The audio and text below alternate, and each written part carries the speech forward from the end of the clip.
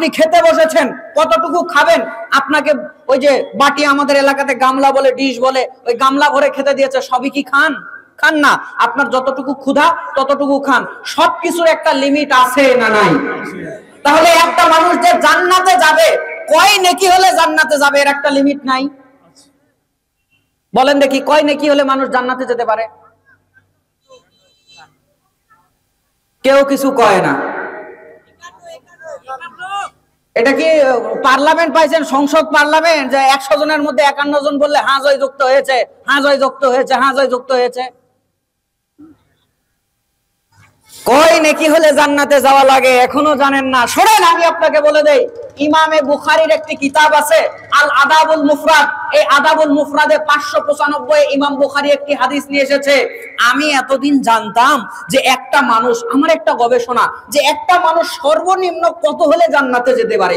আমার একটা গবেষণা খুঁজতে খুঁজতে আমি দেখলাম আল্লাহর নবী বলছেন, এটা নাসাই প্রথম খণ্ডের 151 নম্বর হাদিস, কেউ যদি 2 রাকাত সালাত আদায় করে, সুন্দর করে ওযু করে, বিকলবিহি ওয়া ওয়াজহিহি, আল্লাহকে সন্তুষ্ট করার জন্য অন্তর থেকে যদি 2 রাকাত সালাত আদায় করে, সুন্দর করে ওযু করে, আর আল্লাহ যদি এই 2 রাকাত সালাত কবুল করে, ওয়াজাবাত লাহুল জান্নাহ, আল্লাহর উপরে জান্নাতকে ওয়াজিব করে দেয়।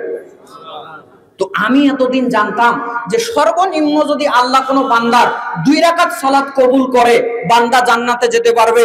আরো গবেষণা করে দেখছি এত লাগে না, একটা নেকি হলেও বান্দা জান্নাতে যেতে পারে। কয় নেকি বললাম? অবাক হলেন? দলিল বললাম তো। আপনি খোলেন, ইমামে বুখারীর একটি কিতাব রয়েছে আল আদাবুল মুফরাদ। আদাবুল মুফরাদের 596 নম্বর হাদিস খোলেন। আল্লাহর নবী সাল্লাল্লাহু আলাইহি ওয়াসাল্লাম বলেছেন, ওমান তুকুব্বিলাত লাহু হাসানাতুন দাখালাল জান্নাহ। যেই ব্যক্তির জীবনের আল্লাহ একটা নেকি কবুল করবে, ওই এক নেকির বিনিময়ে বান্দা জান্নাতে চলে যাবে।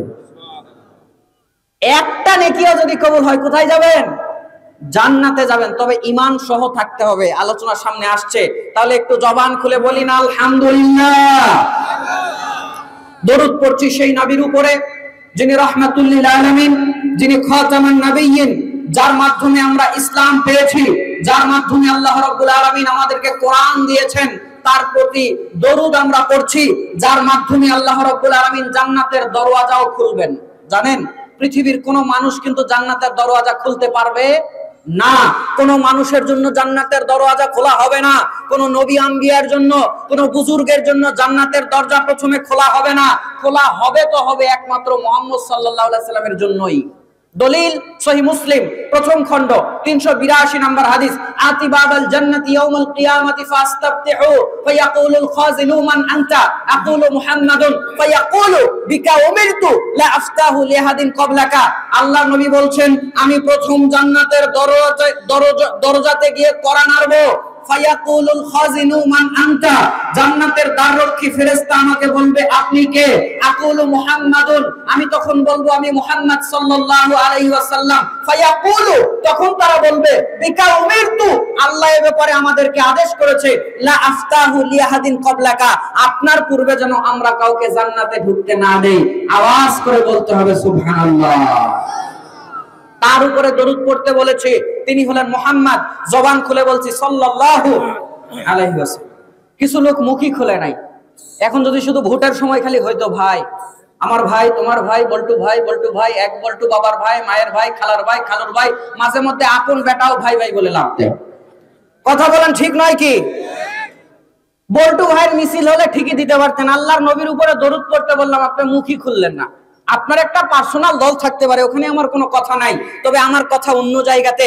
পৃথিবীর সবার চাইতে মুহাম্মদ সাল্লাল্লাহু আলাইহি ওয়াসাল্লামকে বেশি ভালো না বাসলে আপনার ঈমানের দাবি পরিপূর্ণ নয়। বুখারী আর মুসলিমের যদি আপনি 18 থেকে 20 পর্যন্ত হাদিসে পড়ে থাকেন, আল্লাহর নবী বলেছেন, লা ইউমিনু আহাদুকুম হাত্তা আকুনা আহাব্বা ইলাইহি মিন ওয়ালিদিহি ওয়া ওয়ালাদিহি ওয়ান নাসি আজমাইন। আল্লাহর নবী বলেন, তোমরা ততক্ষণ পর্যন্ত ঈমানদার হতে পারবে না যতক্ষণ পর্যন্ত পৃথিবীর সবার চাইতে, তোমাদের বাবার চাইতে, তোমাদের মায়ের চাইতে, তোমাদের নেতার চাইতে একমাত্র মুহাম্মদ সাল্লাল্লাহু আলাইহি ওয়াসাল্লামকে বেশি ভালোবাসতে ভালোবাসতে না পারবে ততক্ষণ পর্যন্ত তোমরা ঈমানের দাবিতে সত্যবাদী নও। আপনি দুনিয়ার কোন মানুষকে ভালোবাসতে পারেন, দুনিয়ার কোন নেতার নামে স্লোগান দিতে পারেন, তবে আল্লাহর নবীর নামের যদি আপনি ভালোবেসে সুন্দর করে তার চেয়ে ভালো করে দরুদ পড়তে না পারেন, আপনি ঈমানের দাবিতে সত্যবাদী নন। আল্লাহর নবীর উপরে দরুদ পড়লে লাভ আছে না নাই? ঘিয়া পুকুরের মানুষ কথা বলতে হবে, লাভ আছে না নাই? কি লাভ আছে? নাসাই 2 নম্বর খণ্ড 223 নম্বর পৃষ্ঠা হাদিস নাম্বার 1299, এই হাদিস মিশকাতুল মাসাবি 2 নম্বর খণ্ডের 921 নম্বর হাদিস। আল্লাহ নবী সাল্লাল্লাহু আলাইহি ওয়াসাল্লাম বলেছেন, মান সাল্লা আলাইয়া ওয়াহিদাতান সাল্লাল্লাহু আলাইহি আশরা, যে ব্যক্তি আমার উপরে একবার দরুদ পড়বে আল্লাহ তার উপরে 10 বার রহমত বর্ষণ করবে। আওয়াজ করে বলেন সুবহানাল্লাহ। শুধু তাই নয়, আল্লাহর নবী বাড়িয়ে বলেছেন, পরের হাদিসে বাড়তি আছে, নাসাই 2 নম্বর খণ্ড 224 নম্বর পৃষ্ঠা হাদিস নাম্বার 1300, এই হাদিস মিশকাতুল মাসাবি 2 নম্বর খণ্ডের 922 নম্বর হাদিস। আল্লাহর নবী এবার বাড়িয়ে বলছেন, আরে শুধু 10টা রহমত বর্ষণ হয়ে আল্লাহ ক্ষান্ত হবে না, আল্লাহ 10টা গুনাহ মাফ করবেন, 10টা মর্যাদা বাড়িয়ে দিবেন, 10টা নেকি আল্লাহ লিখে দিবেন। আওয়াজ করে বলেন সুবহানাল্লাহ। জবান খুলে বলছি সাল্লাল্লাহু আলাইহি ওয়াসাল্লাম। আপনারা বলতে পারেন ঘিয়া পুকুরের মানুষ, কথা আমার বোঝা যায়? কথা আমার বোঝা যায়? আমার বাড়ি জয়পুরহাট, আপনাদের বাড়ি রাজশাহী, খুব একটা দূরে না, তারপরেও কিছুটা ভাষার তারতম্য হতে পারে। যাই হোক, আলহামদুলিল্লাহ মাহফিলের সফরে আছে, হয়তো ঠান্ডা লাগে আমাদেরকে। কথা বোঝা যাচ্ছে তো? গলা ক্লিয়ার আছে তো? মাশাআল্লাহ। আস্তে আস্তে বলি। হ্যাঁ, মা বোনদের কথা আমাকে মনে করে দিয়েছে, মা বোনদের জন্য ওয়াজ করব। আসলে মা বোনদের জন্য ওয়াজ করা দরকার, কারণ তারাই আমাদের দেশের সরকার, ক্ষমতায় আসতেছে বারবার, আর আমাদেরকে সংসারে জ্বালায় পোড়ায় করতেছে সার খার। সহ্য করবে কত, আর ছিঁড়ে যাচ্ছে কত যুবকের মাথার তার। এই জন্য মা বোনদের জন্য কিছু ওয়াজ করা, তাদের জন্য কিছু ওয়াজ হবে ইনশাআল্লাহ। তবে আমি বলছিলাম, আপনারা ঘিয়া পুকুরের মানুষরা বলতে পারেন, হুজুর আপনাদের মাথায় কি ন্যূনতম জ্ঞান বুদ্ধি নাই?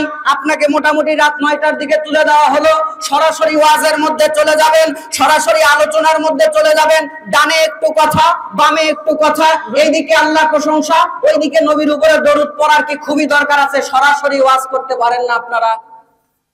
কি আপনাদের মনে প্রশ্ন আসতে পারে না? এই যে আমি আল্লাহর প্রশংসা আর নবীর উপরে দরুদ পড়লাম, এর পিছনেও দলিল আছে না নাই? শুনেন, এখানে বসে আমি যে একটা লাইন বলবো, যে একটা কাজ করব, দলিল যদি না থাকে আপনার জুতা থাকবে আর আমার গাল থাকবে। কথা বলেন ঠিক নয় কি? দলিল প্রমাণ ছাড়া আমরা ইসলাম মানতে রাজি নয়, কোরআন সুন্নাহ ছাড়া আমরা ইসলাম মানতে রাজি নয়। এই যে আমি আল্লাহর প্রশংসা আর নবীর উপরে দরুদ পড়লাম, এর কোরআন সুন্নাতে দলিল নাই।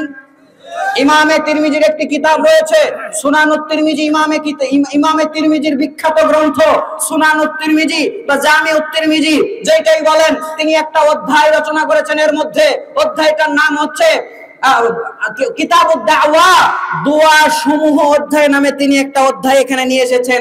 আর এখানে 3380 তিনি একটি হাদিস নিয়ে এসেছেন। আল্লাহ নবী বলেছেন, মা জালাসা কওমুন মাজলিসান লাম ইয়াযকুরুল্লাহা ফীহি ওয়া লাম ইউসাল্লু আলা নাবিয়্যিহিম ইল্লা কানা আলাইহিম তিরাতান ফা ইন শাআ আযাবাহুম ওয়া ইন শাআ গফারা লাহুম। আল্লাহর নবী বলছেন, দুনিয়ার মানুষরা একটা জনসমাগমের আয়োজন করলো, লাম ইয়াযকুরুল্লাহা ফীহি, তারা ওই বৈঠকের মধ্যে তাদের রবের কোনো প্রশংসা করে নাই, ওয়া লাম ইউসাল্লু আলা নাবিয়্যিহিম, তারা ওই বৈঠকের মধ্যে তাদের নবীর উপরে কোনো দরুদ পড়ে নাই, ইল্লা কানা আলাইহিম তিরাতান, এই বৈঠকটা সকলের জন্য ক্ষতির কারণ হবে। যারা আরবি বোঝেন একটু খেয়াল করে শুনেন, তিরাতান শব্দের অর্থ হয় কোনো কাজ না করেই আপনি ভালো ছিলেন, করেই ক্ষতিগ্রস্ত। তো আল্লাহর নবী বলছেন, জনসমাগমের আয়োজন করে যদি আল্লাহর প্রশংসা করা না হয়, নবীর উপরে দরুদ পড়া না হয়, ওই বৈঠকটা সকলের ক্ষতির কারণ হবে। আল্লাহর নবী এবার বাড়িয়ে বলছেন, ফা ইন শাআ আযাবাহুম ওয়া ইন শাআ গফারা লাহুম, আল্লাহ চাইলে তাদের মাফও করতে পারে, আল্লাহ চাইলে তাদের শাস্তিও দিতে পারে। তাহলে এই বৈঠকগুলোতে আল্লাহর প্রশংসা নবীর উপরে দরুদ পড়ার দরকার আছে না নাই? আমার ভাইরা, আপনাদের কষ্ট হচ্ছে? একটু সেটিং ফিটিং করে নিতে দেন, আস্তে আস্তে বলি, ধীরে ধীরে শোনেন, নাকি অধৈর্য হয়ে যাচ্ছেন? একটু বসেন আমার ভাইরা। আরো দুই একটি কথা আমি একটু বলবো, এজন্যই বলবো, অনেক মানুষ লেপ কাঁথা কম্বলের নিচে বসে আছে, তারা আসে নাই অথবা আসবে না, এরকম কিছু মানুষ আছে না নাই? এদের সংখ্যা বেশি হলো যারা শিক্ষিত, প্রফেসর, ডাক্তার, ইঞ্জিনিয়ার, ওই যে আপনার ওই যে বড় বড় শিক্ষক পর্যায়ে আছে বিভিন্ন, ওরা বলবে ধুর ওরা পাগল আর ছাগল আর বোকা, ঠান্ডাতে গিয়ে কেউ ওগুলোতে বসে থাকে, কোনো দরকার নাই, লেপ কাঁথার নিচে আছে এই ভালো।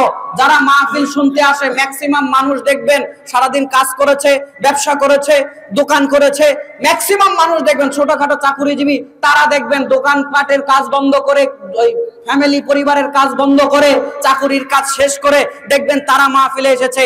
এই জায়গাতে ম্যাক্সিমাম শিক্ষিত, বড় বড় শিক্ষিত, যত বড় শিক্ষিত তার বিড়ি তত বড়, সিগারেট তত বড়, তাদেরকে দেখবেন একটাও নাই, ম্যাক্সিমাম দেখবেন নাই। তারা এখন বলবে আপনারা বোকা, আমরা বোকা। আপনাদের কি মনে হয় আপনারা, আপনি, আমি, আমরা কি বোকা? এখানে যে এসেছেন আপনার আমার ফজিলত নাই? আল্লাহর একটা নাম হচ্ছে শাকুর, আল্লাহর একটা নাম হচ্ছে শাকুর, শুকরিয়া আদায়কারী। আল্লাহর একটা নাম হচ্ছে শাকুর, ধন্যবাদ প্রদানকারী। আল্লাহর একটা নাম হচ্ছে শাকুর, থ্যাংক ইউ প্রদানকারী। আল্লাহও বান্দাকে থ্যাংক ইউ দেয়, আল্লাহও বান্দার প্রতি শুকরিয়া আদায় করে, তার একটা নামই হচ্ছে শাকুর। আপনারা ওই হাদিসটা শোনেন নাই? একটা পতিতা মহিলা কুকুরকে পানি পান করিয়েছে, আল্লাহ তাকে জান্নাত দিয়ে দিয়েছে, বুখারীর হাদিস, শোনেন নাই? আপনারা এই হাদিসটাও শুনেছেন, মুসনাদ আহমদে রয়েছে। একটা মানুষ রাস্তার মধ্যে ছিল, গাছ কেটে দিয়েছে, কেন? লোকজনের চলাফেরা করতে অসুবিধা হবে তাই। গাছ কেটে দেওয়ার কারণে আল্লাহ রাব্বুল আলামিন তার শুকরিয়া স্বরূপ তাকে জান্নাতে দিয়ে দিয়েছে। হাদিস শোনেন নাই? আচ্ছা, এখানে একটু কান লাগান, ব্রেন লাগান। এই মহিলা সারা জীবন করলো খারাপ কাজ, কি এমন করলো একটা কুকুরকে পানি পান করালো, জান্নাত পেয়ে গেল, মাপ পেয়ে গেল। ওই লোকটা কি এমন করলো? রাস্তাতে একটা গাছ ছিল, লোকজনের হাঁটতে কষ্ট হবে, কেটে দিয়েছে। ও কি এমন করলো? আল্লাহ রাব্বুল আলামিন তাকে মাফ করে দিল, জান্নাত দিয়ে দিল। আসলে এই কাজটা আল্লাহ এজন্যই করেছে, এই যে ওই পতিতা মহিলাটা কুকুরকে পানি পান করালো, কুকুরের উপর দয়া করলো না? করলো না। তো একটা হাদিস রয়েছে, আল্লাহ নবী বলেছেন, ইরহামু মান ফিল আরদি ইয়ারহামুকুম মান ফিস সামা। দুনিয়ার অধিবাসীরা তোমরা দুনিয়ার সৃষ্টির প্রতি রহম করো, দয়া করো, আসমানের অধিপতি আল্লাহ তোমাদের উপরে দয়া করবে। তো আল্লাহ বলছে, বান্দি ওই যে কুকুরকে তুই পানি পান করালি, ও তো আমার একটা সৃষ্টি, ওর জন্য তোর এত দয়া, ওর জন্য তোর এত মায়া, তোর তো একটা শুকরিয়া আদায় করা উচিত রে বান্দি, তোকে একটা ধন্যবাদ দেওয়া উচিত, কারণ আমার একটা নাম হচ্ছে শাকুর, তোর তো শুকরিয়া আদায় করা উচিত। আল্লাহ বলছে, তোর শুকরিয়া কেমনে আদায় করা যায়? ব্যক্তি যত বড়, মানুষ যত বড়, তার উপহার তেমন ছোট না বড়? ছোট না বড়? তো আল্লাহর তুলনা তো কারোর সাথে চলে না। আল্লাহ তো আল্লাহ, তিনি বেমিসাল, তিনি লা শারিক। আল্লাহ রাব্বুল আলামিন দেখছে, বান্দি তুই কুকুরকে পানি পান করালি, তোর কেমনে ধন্যবাদ দেওয়া যায়, আচ্ছা তোর কেমনে শুকরিয়া আদায় করা যায়, যা তোরে মাফ করে জান্নাত দিয়ে দিলাম। ওই যে গাছটা কেটে দিল, মানুষের হাঁটতে কষ্ট হবে তাই। আল্লাহ বলছে, বান্দা তোর এত দয়া আমার সৃষ্টির প্রতি, মানুষের হাঁটতে কষ্ট হবে, গাড়ি নিয়ে যেতে কষ্ট হবে, এই জন্য তুই গাছটা কাটলি এত দূর ভেবে, তুই আমার সৃষ্টিকে নিয়ে এত ভাবিস, যা তোর তো একটা ধন্যবাদ দেওয়া উচিত, তোর তো শুকরিয়া আদায় করা উচিত। কেন? আমার একটা নাম হচ্ছে শাকুর, শুকরিয়া আদায়কারী। তোর কেমনে শুকরিয়া আদায় করা যায়, যা তোরে জান্নাত দিয়ে দিলাম। সুবহানাল্লাহ কইতেন না? তো আল্লাহ দেখে না আজকে শীতের রাত্রে বিছানা ছেড়ে আপনি এই মাটিতে এসে বসেছেন, আমার আল্লাহ দেখে না? তো আমার আল্লাহ বলতে পারে না এই শীতের মধ্যে লেপ কাঁথা কম্বলকে বাদ দিয়ে এই মাহফিলে এসে যারা বসলো, আল্লাহ রাব্বুল আলামিন দেখে? কেন আল্লাহ বলতে পারে না, বান্দা তুই তো কোরআন আর হাদিস শোনার জন্য শীতের মধ্যে এসে বসলি, চার দোকান থেকে চা ছেড়ে এসে তুই এখানে মাহফিল শোনার জন্য বসলি, কোরআন আর হাদিসের জন্য তোর এত মহাব্বত, তো আমি তো আল্লাহ বলছে, আমি তো আল্লাহ, আমার একটা নাম শাকুর, শুকরিয়া আদায়কারী। তুই যে মাহফিলে আসলি শীতের মধ্যে, তোর তো একটা শুকরিয়া আদায় করা লাগে। কেমনে তোর শুকরিয়া আদায় করা যায়? কেমনে তোর শুকরিয়া আদায় করা যায়? কেন আমার আল্লাহ বলতে পারে না, ক্ষমা করে তোরে জান্নাত দিলাম, যা? জোরে বলেন, পারে না? পারে না? আপনি আমি যে এখানে এসেছি ক্ষতি হয়ে গেছে খুব? ইনশাআল্লাহ। যারা আমাদেরকে বোকা বলছে, কিয়ামতের ময়দানে তারা আমাদের জয়পুরহাটের ভাষায় বলে রাম ছাগল, মানে বোকাকে বোঝাতে রাম ছাগল বলে। তো পরকালে হাসরের ময়দানে ওই রাম ছাগলের মতো ভ্যা ভ্যা করে তাকিয়ে থাকা ছাড়া এই বুদ্ধিজীবীদের আর কোনো উপায় থাকবে না, উপায় থাকবে না। কথা বলতে হবে, ঠিক কিনা? আর একটা হাদিস বলে সামনে যাব। এই যে আপনি আমি মাহফিলে এসেছি, ভালো মানুষদের সাথে আছি, লাভ নাই? লাভ নাই? ভালো মানুষদের সঙ্গে শুধু থাকাই পরকালে আপনাকে জান্নাতে নিয়ে যাওয়ার মাধ্যম হবে। সুবহানাল্লাহ কয় না? বলছে হুজুর এ আবার কি মাথা ঘুরানো কথা বললেন, ভালো মানুষদের সাথে থাকলে জান্নাতে যাওয়া যায়। আমি আপনাকে বলেছি, আমার একটা কথার দলিল না থাকলে এখান থেকে নামাই দিবেন। ইবনু মাজাহ প্রথম খণ্ড ৬০ নম্বর হাদিস, হাদিসের রাবি আবু সাঈদ খুদরি রাদিয়াল্লাহু তাআলা আনহু তিনি বলছেন, ইজা খাল্লাসাল্লাহুল মুমিনিনা মিনান নার ওয়া আমিনু ফামা মুজাদালাতু আহাদিকুম লিসাহিবিহি ফিল হাক্কি ইয়াকুনু লাহু ফিদ দুনিয়া শাদ্দা মুজাদালা মিনাল মুমিনিনা লিরাব্বিহিম ফি ইখওয়ানিহিম আল্লাযীনা উদখিলুন নার ক্বালু ইয়াকুলুনা রাব্বানা ইখওয়ানুনা কানু ইউসাল্লুনা মা'ানা ওয়া ইয়াসুমুনা মা'ানা ওয়া ইয়াহুজ্জুনা মা'ানা ফাআদখালতাহুমুন নার। কান খাড়া করে শুনবেন, আল্লাহর নবী বলছেন কতক মানুষকে আল্লাহ রাব্বুল আলামিন হাসরের ময়দানে জাহান্নাম থেকে মুক্ত করে দিবেন, দিয়ে বলবেন ও বান্দারা তোমরা জান্নাতের মধ্যে যাও। এই বান্দারা জান্নাতের মধ্যে যায় না, উল্টা এসে আল্লাহর সঙ্গে কি জানি বলছে, এটা দিয়েন না, রাখেন। টয়লেট পেপার মুখ মুছার জন্য দেয়, ওখান থেকে 10 টাকাতে প্রয়োজনে একটা মিনি প্যাক কিনে নিয়ে আসেন, প্রয়োজন নাই, থাক। তো আল্লাহ কতক মানুষকে বলবে তোমরা জান্নাতে চলে যাও, জাহান্নাম থেকে তোমাদেরকে মুক্ত করে দিলাম, কিন্তু এরা জান্নাতে যাবে না। আল্লাহকে বলবে আল্লাহ আমাদের কথা শোনাই লাগবে, আমাদের কথা শোনাই লাগবে। আল্লাহর সঙ্গে একটা কঠিন কথাবার্তা লাগিয়ে দিবে, হাদিসের শব্দ আসাদ্দা মুজাদালা, কঠিন ভাবে কি যেন আল্লাহকে বলছে। কে বলবে? মিনাল মুমিনিনা, ঈমানদাররা বলবে। কাকে বলবে? লি রব্বিহিম, তাদের রবকে বলবে। কি ব্যাপারে বলবে? ফি ইখওয়ানিহিম, তাদের ওই সমস্ত ভাইদের সম্পর্কে বলবে। আল্লাযীনা উদখিলুন নার, আল্লাহ যাদেরকে অলরেডি জাহান্নামে ঢুকিয়ে দিয়েছে। এতটুকু বুঝেছেন? আল্লাহ হাসরের ময়দানে কতক বান্দাকে বলবে যাও তোমাদেরকে জাহান্নাম থেকে মুক্ত করে দিলাম, যাও তোমাদেরকে জান্নাতে দিয়ে দিলাম। এরা যায় না, আল্লাহকে কি জানি বারবার বলে, আল্লাহর সঙ্গে কিভাবে যেন শক্তপোক্ত একটা কথা চলছে। আল্লাহ রাব্বুল আলামিনকে বলছে আল্লাহ আমাদেরকে তো জান্নাতে দিলেন, আমাদের ওই ভাই বন্ধুদেরকে জান্নাতে দিলেন না, যারা দুনিয়াতে একসাথে ছিল তাদেরকে আপনি জান্নাতে দিলেন না। আল্লাহ তাদেরকে জান্নাতে দেন, ওদেরকে কেন জাহান্নামে দিয়েছেন? ওদেরকে জান্নাতে দেন। আল্লাহ দিচ্ছে, কথা বলতে হবে, আল্লাহ দিচ্ছে না। এক পর্যায়ে তারা আল্লাহকে যুক্তি দেখাবে, ক্বালু ইয়াকুলুনা, তারা বলবে। আল্লাহ নবী বলছেন তারা বলবে, জমার সিগা ইয়াকুলুনা, তারা বলবে। তার মানে এর সংখ্যা অনেক হবে, অনেক মানুষ এমন থাকবে যারা জান্নাত পেয়েও জান্নাতে যাবে না, তাদের কিছু ভাই বন্ধু জাহান্নামে গেছে, এদের ব্যাপারে আল্লাহকে বারবার বলবে, কিন্তু আল্লাহ শুনছে না। এক পর্যায়ে তারা আল্লাহকে বলবে, যুক্তি দিবে, আল্লাহকে বলবে রব্বানা, প্রতিপালক, ইখওয়ানুনা, আমাদের ওই সমস্ত ভাই, কানু ইউসাল্লুনা মা'ানা, আমাদের সঙ্গে সালাত আদায় করত, ওয়া ইয়াসুমুনা মা'ানা, আমাদের সঙ্গে সিয়াম পালন করত, ওয়া ইয়াহুজ্জুনা মা'ানা, আমাদের সঙ্গে হজ পালন করত, ফাআদখালতাহুমুন নার, আল্লাহ আপনি তাদেরকে জাহান্নামে ঢুকিয়ে দিলেন। বুঝেছেন? আল্লাহকে বলবে আল্লাহ একসাথে সালাত আদায় করেছি, একসাথে সিয়াম পালন করেছি, একসাথে হজ উমরা করেছি, একসাথে মাহফিলের আয়োজন করেছি, একসাথে মাহফিলে বসেছি, ভালো দুনিয়াতে আমরা একসাথে ছিলাম, আমাকে জান্নাতে দিয়ে দিলেন, আমার ওই ভাইকে জাহান্নামে দিয়ে দিলেন। হবে না, আল্লাহ তারে জান্নাতে দিয়ে দেন। আল্লাহ যখন ওই বান্দার এত বলার পরে আল্লাহ এবার তার কথাতে সম্মত হয়ে বলবে, ও বান্দা ইজহাবু, যাও, ফাআখরিজু, বের করে আনো, মান আরাবতুম মিনহুম, ও জান্নাতীরা তোমরা জাহান্নামের মধ্যে যাদের যাদেরকে চেনো আমি আল্লাহ পারমিশন দিলাম তাদেরকে বের করে নিয়ে আসো। জোরে কান না সুবহানাল্লাহ। জাহান্নামে তারা গিয়ে দেখবে তাদের ওই সমস্ত ভাই বন্ধুর চেহারা জাহান্নামের আগুন খায় নাই, বডি খেয়েছে। তাদেরকে দেখে জাহান্নাম থেকে বের করে এনে আল্লাহকে বলবে রব্বানা, প্রতিপালক, আখরাজনা, বের করে এনেছি, মানকাদ আমারতানা, আপনি যাদের যাদেরকে আদেশ করেছিলেন এই যে তাদেরকে জাহান্নাম থেকে বের করে নিয়ে এসেছি। আওয়াজ করে বলা লাগবে সুবহানাল্লাহ। তাহলে আজকে আমরা এই মাহফিলে এসে কি লসে আসি না লাভে আসি? যারা আসে নাই ওরা চূড়ান্ত লসে আসে, কথা বলতে হবে, ঠিক কিনা? আল্লাহ আমাদেরকে বোঝার তৌফিক দান করুক, বলেন আমিন। ভাইজান আলোচনাতে চলে যাই, আমার সময় খুবই কম। আমি একটা টপিকের উপরে আলোচনা করি, এলোমেলো আলোচনা আমি সচরাচর করি না। আজকে আমার বক্তব্যের টপিক হচ্ছে, বক্তব্যের বিষয় হচ্ছে বান্দার প্রতি আল্লাহর হক কি, আল্লাহ বান্দার থেকে কি চায়, আর বান্দার প্রতি আল্লাহর হক কি, বান্দা আল্লাহর কাছে কি চায়, কি চাইবে।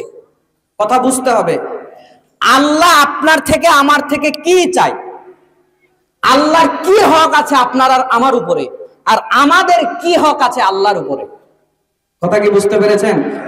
আনকমন একটা বিষয় হলো না? হলো না? চলেন সামনে যাই, বুঝতে পারবেন। এই হাদিসটা সহিহ বুখারীতে রয়েছে। সহিহ বুখারীর একটি হাদিস আমি আপনার সামনে উল্লেখ করেছি। এই হাদিসটা সহিহ বুখারীতে আছে। হাদিস নাম্বার 2856, তাওহীদ পাবলিকেশন কর্তৃক ছাপা। মুয়াজ রাদিয়াল্লাহু তাআলা আনহুকে একদিন আল্লাহর নবী প্রশ্ন করেছিলেন। এই হাদিসের উপরে আমি আঙ্গিকেই কথা বলবো যে মুয়াজ, তুমি কি জানো আল্লাহর উপরে বান্দার হক কি আর বান্দার উপরে আল্লাহর হক কি? বলছেন না, মানে আল্লাহ এবং তার নবী ভালো জানে। তো আল্লাহর নবী তখন বললেন, বান্দার উপরে আল্লাহর হক হলো, বান্দার উপরে আল্লাহর হক হলো আল্লাহর বান্দা আল্লাহর ইবাদত করবে, ওই ইবাদতে কোনো শিরিক করবে না। এটা আল্লাহ বান্দার কাছে চায়। আল্লাহ কি চায়? বান্দা আমারই শুধু ইবাদত করবে আর ওই ইবাদতে কোনো শিরক করবে না। এটা কে চায়? আল্লাহ চায়। তো আল্লাহ এবার বলছে, যদি বান্দা আমাকে এইটা দেয়, আমার ইবাদত করে আর আমার ইবাদতে শিরক না করে, আমি আমার বান্দাকে ক্ষমা করে জান্নাত দিয়ে দেব। আল্লাহ একটা জিনিস চেয়েছে, মূলত একটাই, দুইটা মনে হলো যে আমার ইবাদত করবে, ওই ইবাদতে কোনো শিরক করবে না। আর আল্লাহ বলছে যদি বান্দা এটা আমাকে দেয়, আমি আমার বান্দাদেরকে মাফ করে দেব। এই টপিকের উপরে আমি আলোচনা করব। আল্লাহ যেন আমাকে কিছু বলার তৌফিক দান করে, বলেন আমিন। আমার ভাইরা, আমিও সুর দিয়ে ওয়াজ করতে জানি, একটু সিটিং ফিটিং করে নেই, দাঁড়ান, আস্তে আস্তে বলি, ধীরে ধীরে শোনেন। এই আপনি আমি যদি ইমানটা আল্লাহকে উপহার দিতে পারি, আপনার আমার জন্য কি ফজিলত রয়েছে, ইমানের কি ফজিলত রয়েছে, এর উপরে একটা হাদিস বলে সামনে যাই। আল্লাহর নবী সাল্লাল্লাহু আলাইহি ওয়াসাল্লাম বলছেন, এই হাদিসটা ইবনু মাজাহ হাদিস নাম্বার 4300, মানে 4300 নম্বর হাদিসে রাসূলুল্লাহ সাল্লাল্লাহু আলাইহি ওয়াসাল্লাম উল্লেখ করে বলছেন, হাশরের ময়দানে একটা বান্দা আসবে। হাশরের ময়দানে আল্লাহ রাব্বুল আলামিনের সামনে একটা বান্দা আসবে, যেই বান্দার গুনার খাতা হবে 99টা, 99 ভলিউম, শুধু গুনাহ আর গুনাহ, গুনাহ আর গুনাহ, পাপ আর পাপ, পাপ আর পাপ, এত গুনাহ, 99 ভলিউম। আর এক একটা ভলিউমের দূরত্ব, এক একটা খাতা, এক একটা দফতরের দূরত্ব, মানুষের দৃষ্টি যত দূর যায়, এক একটা খাতার দূরত্ব তেমন। এমন কয়টা খাতা? কথা বলতে হবে, এমন কয়টা খাতা? 99টা। আল্লাহ রাব্বুল আলামিন ওই বান্দাকে ডাক দিয়ে বলবেন, বান্দা, তোমার যে আজকে 99টা গুনার খাতাকে হাজির করা হয়েছে, 99টা গুনার খাতাকে হাজির করে দেওয়া হয়েছে, এই যে 99টা দপ্তর তোমার সামনে খোলা হয়েছে, এই গুনাহগুলো যে লিখেছে ফেরেশতারা, এটা কি ফেরেশতারা বানিয়ে বানিয়ে লিখেছে? আল্লাহ রাব্বুল আলামিনকে বান্দা বলবেন, না আল্লাহ, আপনার ফেরেশতারা এটা বানিয়ে বানিয়ে লিখে নাই, যা সত্য তাই লিখেছে। আল্লাহ রাব্বুল আলামিন আবার প্রশ্ন করবে, রে বান্দা, তোমার উপরে কি আমার ফেরেশতারা জুলুম করেছে? আল্লাহকে ওই বান্দা জবাব দেবে, না, ফেরেশতারা জুলুম করে নাই। আল্লাহ বলবে, বান্দা, তুমি কি গুনাহগুলো সত্যিই করেছো? আল্লাহ রাব্বুল আলামিনকে ওই বান্দা এবার বলবে, হ্যাঁ আল্লাহ, গুনাহগুলো আমি সত্যিই করেছি। আল্লাহ রাব্বুল আলামিনকে যখন বান্দা স্বীকারোক্তি দিয়ে দিবে, আল্লাহ রাব্বুল আলামিনের কথা যখন বান্দা মেনে নিবে, আল্লাহ রাব্বুল আলামিন এবার বলবে, রে বান্দা, তোমার গুনাহগুলোকে এবার আমি ওজন করব, তোমার গুনাহগুলোকে আমি এবার মাপব, তোমার গুনাহগুলো ওজন করে তোমার বিচার আমি আজকে করব। বান্দা বড় মনে করবে, আল্লাহ, আমার তো 99 খণ্ড গুনাহ গো আল্লাহ, এই 99 খণ্ড গুনাহ দিয়ে আপনি কি আর ওজন করবেন? আমার তো কোনো নেকি নাই। কিন্তু আল্লাহ রাব্বুল আলামিন বলবে, বান্দা, আজকে তোমার একটা নেকি আমার কাছে, হাসানা আমার কাছে আছে। জোরে কান্না সুবহানাল্লাহ। আপনারা কি ওজনের পাল্লাকে মানেন? বিচারের পাল্লাকে মানেন? পানি আছে কি? তো পানি দেখেন তো। আপনারা মানলেও আপনাদের রাজশাহীতে কিছু খাটাইশ মার্কা বুড়া আছে, হেরা মানে না।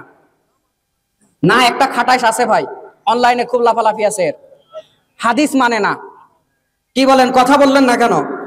আমরা নাম নিয়ে কথা বলছি না, কিন্তু এই খাটাস বুড়া কয় কবরের কোনো আযাব নাই। এই খাটাস বুড়া কয় যে হচ্ছে কি হলো মিজানের পাল্লা বলতে কিছু নাই, সব হাদিসে অস্বীকার করে। এই রকম হাদিস অস্বীকারকারী মুনকিরে হাদিস রাজশাহীতে আছে না নাই? হাদিস অস্বীকার করবেন মানে হাদিসকে আপনি মানবেন। হাদিস কোরআনের ব্যাখ্যা। ইমামে আবু হানিফা, ইমামে শাফেঈ, ইমামে মালিক, যত ইমামরা এসেছে, যত মুহাক্কিকরা এসেছে, কেউ কি হাদিসকে অস্বীকার করেছে? তোমরা কি হয়েছো? কিসের হুজুর হয়েছো? হাদিস বলে হাদিস মানতে চায় না। এদের ব্যাপারে আল্লাহর নবী অনেক আগে সাবধান করে গিয়েছে। হাদিসটা আপনি পাবেন ইবনু মাজাহ প্রথম খণ্ডের 10 থেকে 12 পর্যন্ত খুলবেন, হাদিসগুলো পেয়ে যাবেন। আল্লাহর নবী বলেছেন, ইউশিকুর রাজুলু মুত্তাকিয়ান আলা আরিকাতিহি ইউহাদ্দাসু বিহাদিসিন মিন হাদিসি ফায়াকুলু বাইনানা ওয়া বাইনাকুম কিতাবুল্লাহি আযজা ওয়া জাল্লা মা ওয়াজাদনা ফীহি মিন হালাল ইস্তাহালালনা ওয়া মা ওয়াজাদনা ফীহি মিন হারামিন হারামনা আলা ওয়া ইন্নামা হাররামা রাসূলুল্লাহি সাল্লাল্লাহু আলাইহি ওয়াসাল্লাম মিসলু মা হাররামাল্লাহ। আল্লাহর নবী বলছেন, অচিরেই তোমাদের মধ্যে এমন কতক মানুষকে দেখতে পারবে, অচিরেই তোমাদের এমন কতক মানুষের সঙ্গে সাক্ষাৎ হবে যাদের সামনে আমার হাদিসগুলো বললে তারা গা এলিয়ে দিবে, গা ছেড়ে দিবে, তারা তোমাদেরকে অনীহা প্রকাশ করবে, তারা তোমাদেরকে অনীহা দেখাবে।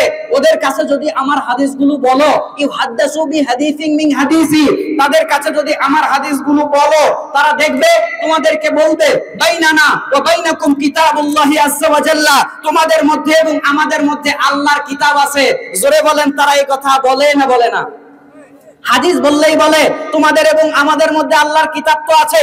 মা ওয়াজাদনা ফীহি মিন হালাল ইস্তাহালালনা, এর মধ্যে যেটা হালাল আছে ওইটাকে হালাল বলে মানবো। ওয়া মা ওয়াজাদনা ফীহি মিন হারামিন হারামনা, এর মধ্যে যেটা হারাম আছে ওইটাকে হারাম বলে মানবো। আল্লাহ নবী বলেন, আলা সাবধান, ইন্নামা হাররামা রাসূলুল্লাহ সাল্লাল্লাহু আলাইহি ওয়াসাল্লাম মিসলু মা হাররামাল্লাহ। আল্লাহর নবী বলছেন তোমরা চূড়ান্তভাবে সাবধান হয়ে যাও। এরা হচ্ছে, আল্লাহর নবী বলছেন যেইটাই বলেন ওইটাই কি? ওয়াহি। তো আমি বলতে যাচ্ছিলাম, এইরকম হাদিস অস্বীকারীদের সঙ্গে মুসলমানদের কোনো সম্পর্ক, আওয়াজ করে বলতে হবে, সম্পর্ক নাই। আমি আপনাকে স্পষ্ট ভাষায় বলতে চাই, খুবই স্পষ্ট ভাষায় বলতে চাই, যারা হাদিসের জগৎকে অস্বীকার করে, রাসূলের সুন্নাহকে অস্বীকার করে, ওদের ঈমান আছে বলে আমরা মানি না। এদের কোনো জায়গা যেন আপনাদের কাছে না হয়, এদের কোনো ব্যাখ্যা যেন আপনারা গ্রহণ না করেন। বেটা, তুমি রাসূলের হাদিস মানো না, তুমি তোমার আকওয়াল দিয়ে কোরআনের ব্যাখ্যা করো। যেখানে রাসূলের হাদিস তোমার পছন্দ হয় না, তোমার আকওয়ালকে আমি কেন নেব? আমার ভাইরা, যেহেতু হাদিসটা বলছিলাম, আল্লাহ কি বলবে? ওই 99 ভলিউম গুনাহ নিয়ে আল্লাহ বলবে এবার ওজন করবো। এই যে মিজানের পাল্লা থেকে কথাটা আমি আনলাম, কারণ তারা এটা অস্বীকার করে। আল্লাহ এই সমস্ত জাহেলদের থেকে আমাদেরকে হেফাজত করুক, বলেন আমিন। বিসমিল্লাহ।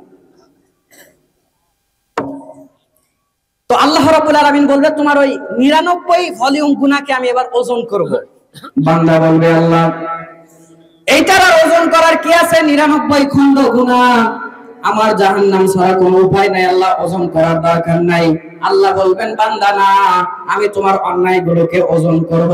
আল্লাহ রাব্বুল আলামিন এক পাল্লাতে তার 99 খণ্ড গুনাহগুলোকে তুলে দিবে, অপর পাল্লাতে আল্লাহ রাব্বুল আলামিন হাদিসের ইবারত অনুযায়ী একটা কাগজের টুকরা তুলে দিবে। ওই কাগজের টুকরা যখন আল্লাহ একদিকে তুলে দিবে, 99 খণ্ড গুনাহ আল্লাহ আরেকদিকে তুলে দিবে। দুইটা যখন দুই দিকে তুলে দেওয়া হবে, আল্লাহর নবী বলছে আশ্চর্য ব্যাপার, ওই কাগজের টুকরার পাল্লাটাই ভারী হয়ে যাবে। সুবহানাল্লাহ। বান্দা তো হয়রান হয়ে যাবে, বান্দা তো অবাক হয়ে যাবে, আল্লাহ কি এমন করলাম, এতগুলো গুনার সামনে কাগজের টুকরাটাই ভারী হয়ে গেল। আল্লাহ এবার তাকে এবার বলবে, বান্দা তোমার একটা কল্যাণ, একটা হাসানা আমার নিকটে ছিল। ওই হাসানাটা হলো আশহাদু আল্লা ইলাহা ইল্লাল্লাহ ওয়া আশহাদু আন্না মুহাম্মাদান আবদুহু ওয়া রাসূলুহু। এর মানে আল্লাহ বলতে চাচ্ছে, বান্দা তোমার ঈমানটা ছিল, তুমি ঈমান নষ্ট করো নাই। আজকে তোমার ঈমান থাকার কারণে আমি আল্লাহ রাব্বুল আলামিন তোমার গুনাহগুলোকেও একদিকে মাফলাম, আর তোমার ওই ঈমানটাকেও একদিকে আমি ওজন করলাম। তোমার ঈমানের ওজন ভারী হয়ে গেল, যাও তোমার জীবনের গুনাহগুলো মাফ করে আমি জান্নাত দিয়ে দিলাম। জোরে কন্না সুবহানাল্লাহ। এই ঈমান, আল্লাহ বলছে অনেক গুনাহ হোক, তুমি যদি শিরক না করো, শিরক না করে ঈমান সহ যদি আসতে পারো, তোমার অনেক গুনাহকেও আমি মাফ করে দেব। তাহলে আপনি আমি শিরক করলে চলবে? শিরক করলে চলবে না। আল্লাহ রাব্বুল আলামিন কোরআনুল কারীমে শিরক সম্পর্কে সাবধান করেছেন। আমার সময় খুবই অল্প, আমি বেশি বলতে পারবো না, ছোট্ট করে একটু শিরক নিয়ে বলি, আজকে লম্বা করে বলার সুযোগ নাই। আল্লাহ রাব্বুল আলামিন কোরআনুল কারীমে সূরাতুল মায়েদা 72 নম্বর আয়াতে আল্লাহ রাব্বুল আলামিন বলেছেন, ইন্নাহু মাইয়ুশরিক বিল্লাহ ফাকাদ হারামাল্লাহু আলাইহিল জান্নাহ। আল্লাহ রাব্বুল আলামিন বলছেন, যেই ব্যক্তি আমি আল্লাহর সঙ্গে শিরিক করবে, আমার সঙ্গে অংশীদার স্থাপত্য করবে, অংশীদার সাব্যস্ত করবে, আমি আল্লাহ রাব্বুল আলামিন ওই বান্দার উপরে বদলা স্বরূপ তার গুনাহ, তার যত নেকি ছিল, তার যত ঈমান আর আমল ছিল শিরিক করার কারণে সব নষ্ট করে দেই, এবং ওই বান্দার উপরে আমি জান্নাতকে হারাম করে দেই আর জাহান্নামকে ওয়াজিব করে দেই। যেরকম নাউযুবিল্লাহ। তাহলে আল্লাহর সঙ্গে শিরিক করা যাবে? জোরে বলতে হবে, যাবে। আমার ভাইরা, জীবনে যদি আপনার শিরিক না থাকে, উসমান রাদিয়াল্লাহু তাআলা আনহু রাবি, আল্লাহ নবী সাল্লাল্লাহু আলাইহি ওয়াসাল্লাম বলছেন, ইবনে মাজাহ প্রথম খণ্ড হাদিস নাম্বার 38 আপনি খুলে দেখবেন, আল্লাহ নবী বলছেন, মান মাতা ওয়া হুয়া ইয়ালামু আন্নাহু লা ইলাহা ইল্লাল্লাহ, কোন ব্যক্তি যদি এই কথা জেনে বুঝে বলে লা ইলাহা ইল্লাল্লাহ, আল্লাহ ছাড়া কোনো ইলাহ নাই, আল্লাহ নবী বলছে দাখালাল জান্নাত, তার এই ঈমানের কারণে আল্লাহ তাকে জান্নাত দিয়ে দেবে। সুবহানাল্লাহ। হয় নাই, আর একটু আওয়াজ উঁচা করে বলেন সুবহানাল্লাহ। আরেকটা হাদিস আপনি শুনেন, 37 নম্বর হাদিস, মিশকাতুল মাসাবি প্রথম খণ্ড, আল্লাহ নবী স্পষ্ট করে বলছেন, মান মাতা ইউশরিক বিল্লাহি শাইয়া, কোন ব্যক্তি যদি আল্লাহর সঙ্গে বিন্দু মাত্র শিরক করে, আল্লাহ বলছেন দাখালান নার, ওই শিরক করার কারণে বান্দা জাহান্নামের মধ্যে চলে যাবে। আল্লাহর নবী অপর পৃষ্ঠে বলছেন, অপর দিকে বলছেন, মান মাতা লা ইউশরিক বিল্লাহি শাইয়া, কোন ব্যক্তি যদি শিরক না করে, আমি আল্লাহ দাখালাল জান্নাহ, ওই ব্যক্তিকে জান্নাতের মধ্যে প্রবেশ করাবো। সুবহানাল্লাহ।